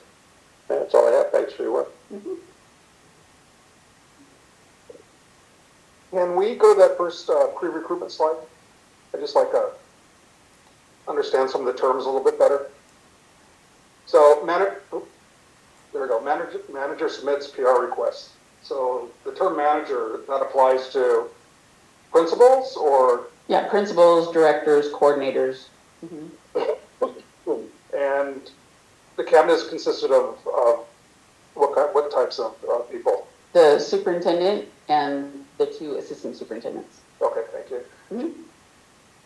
And Ed Joy, you said that looking at post-COVID recruitment options, have you identified resources, alternate resources that join, and is there a list of things that we're looking at, or? Well, that's what that's one of our goals is to start looking for different things, which we have, which the virtual, and there's also a new thing that CDE is now recruiting teachers, which is brand new. CDE has never been in the business of recruiting teachers, but it just came out last week that they're going to be looking at helping districts because there's a nationwide teacher shortage, and so they're going to recruit teachers also and start having virtual job fairs. But it looks like they're going to help credential teachers for like I don't want to say it's not Teach Across America, but some of those programs like the Job Corps, where they start off helping people with a degree become teachers. So. Okay, and you had a list of things that slow us down. Just curious about what is the typical timeline from the manager submits a PR request? Because it sounds like we may get other districts and other employers may be a little quicker on the draw due to their technology and their level of automation. So I was just curious, how quickly do we move on these individual items? I don't know that I can put a time frame on it right now, but I do know that we had a teacher that's resigned for next year was on the card, and I already emailed the principal and asked for a PR because we're going to start recruiting for next year, like next month. Okay. So I already have that, and another principal has turned one in for a replacement for someone for next year also. So we're trying to get ahead of that so that we can have our recruiting in March and April this year as opposed to hopefully summertime. So usually if they know someone's leaving, they get it in quickly. When somebody resigns like the week before school starts, the principal may or may not know. So then as soon as that happens, if they don't give it to me right away, I'll email and say, hey, I need your PR so we can replace that person. So we try not to let it go too long because that just delays the whole process. So resignations are given to the principal. Say a teacher would resign, that would go to the principal, not to the PR, not to the HR department directly. Is that the normal? Sometimes it goes through the principal and then the principal forwards it to us. Sometimes the person will send it to us and copy the principal. It's kind of a variety. But then when we talk to the person, because we need to get a wet signature from the person, so then we contact them to get that. Okay. Great, thank you. So recruiting is kind of a difficult task, especially when the market's thin. So trying to filter through all the candidates to find someone is not an easy thing to do. So definitely appreciate everything you're doing. I know there's a lot of open positions, and I'm sure you guys are putting in a lot of effort towards it. I had the benefit of working for a lot of international companies, and they forced us to do lots of things we thought were silly at the time. But one of them that really stuck with me was the succession planning for key roles. So kind of like a director of business development or whatever the business services. So making sure that that person had the goal of identifying 3 people that could fill their position, and what time frame could they fill the position, and what they needed to be able to get there to be able to pick that up. And I'm wondering if we do anything like that for key roles. We have not done anything like that, but I did talk to a principal today about how the district that I came from had like an administrative intern program.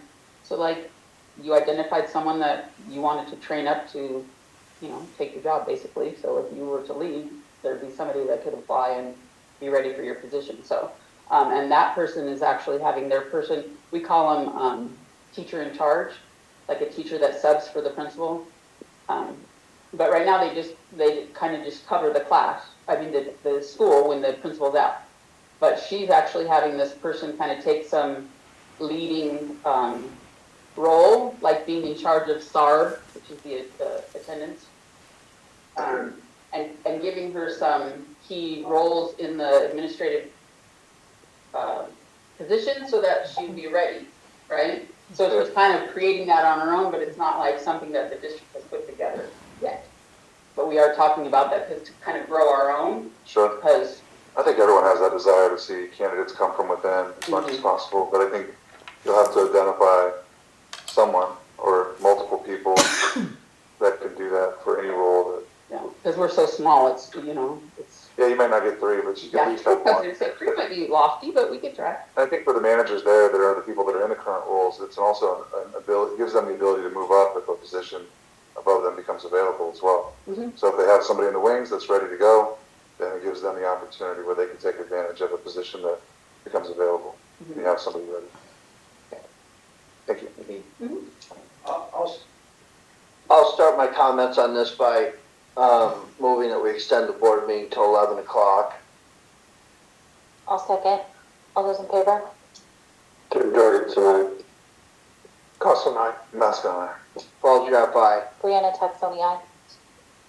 Okay, so again, I keep referring to the Know Your District program. I think this is good to where we know who does what.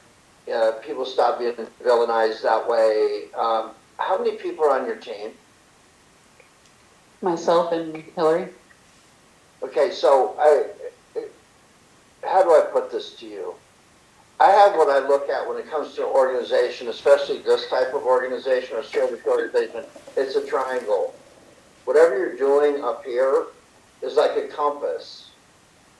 Down here, you have policy and management. You have the people that run this, and then over here you got budget facilities. And when you have focuses that get disrupted there, it tilts this way or tilts this way, and education suffers, productivity suffers, all those kinds of things suffer. HR is a rough area because when you're small, it becomes very difficult for you to be the director of basically the educational effort in the district and also be the bad guy in HR. And so HR doesn't fit anywhere into my triangle at all. And it becomes very difficult, especially when you're small, to have these innovative things because then you like that person and you don't like me and all that garbage. What I'm most interested in is, I hear this over and over everywhere I go, orientation is something very different than onboarding. Onboarding says, here is your job description. Are you qualified to do your job? Do you know what to do tomorrow morning? Or the first time there's an issue, you don't know what you're doing, you're not trained. So I'm a firm believer in onboarding. If I were going to, I'm going to be careful now, this idea that we're spewing out this venomous thing that says that we just cycle people or people are important here or they're leftovers or something. It's very offensive to me.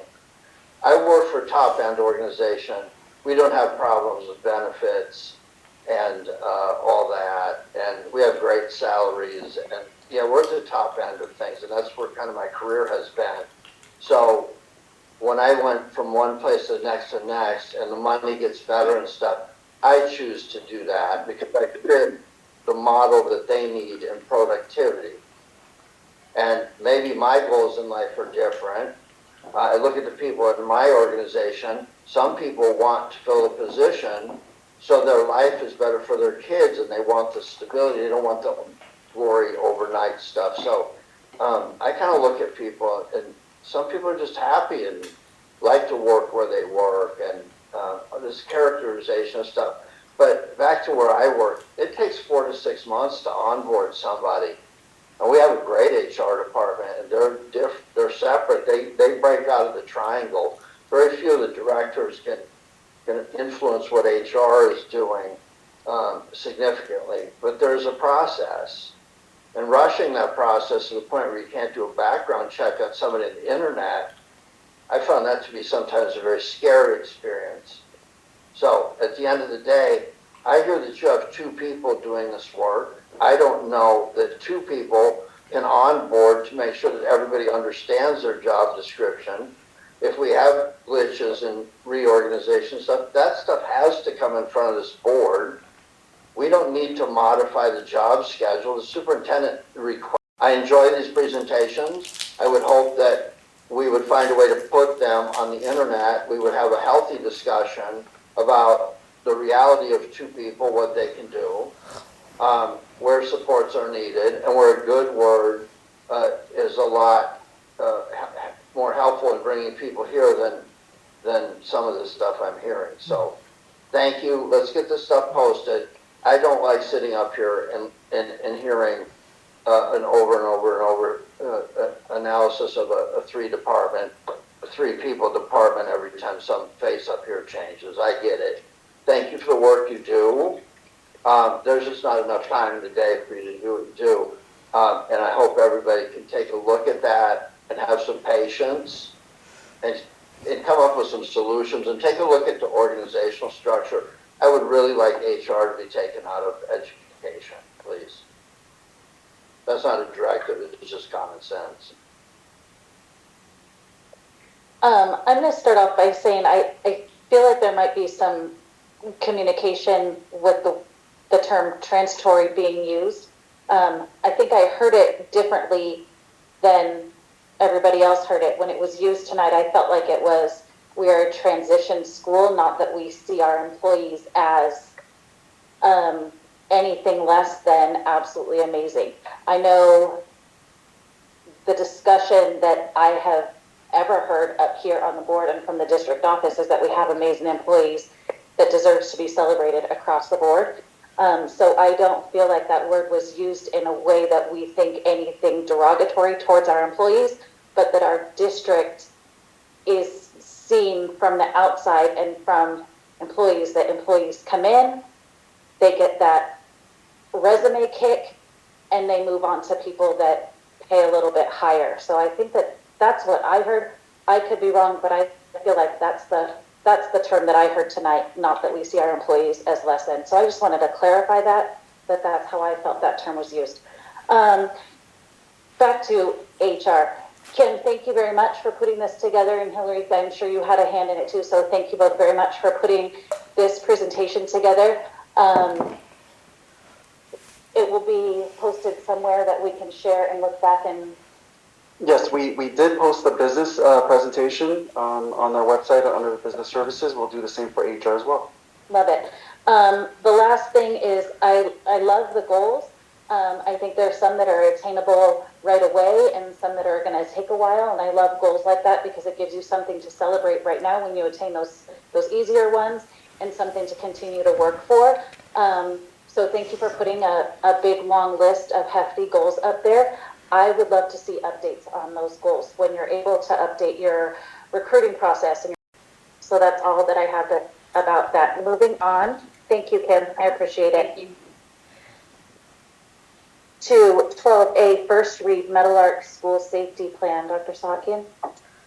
So for items, thank you. For items 12A, B, and C, updates of the annual safety plan is a requirement.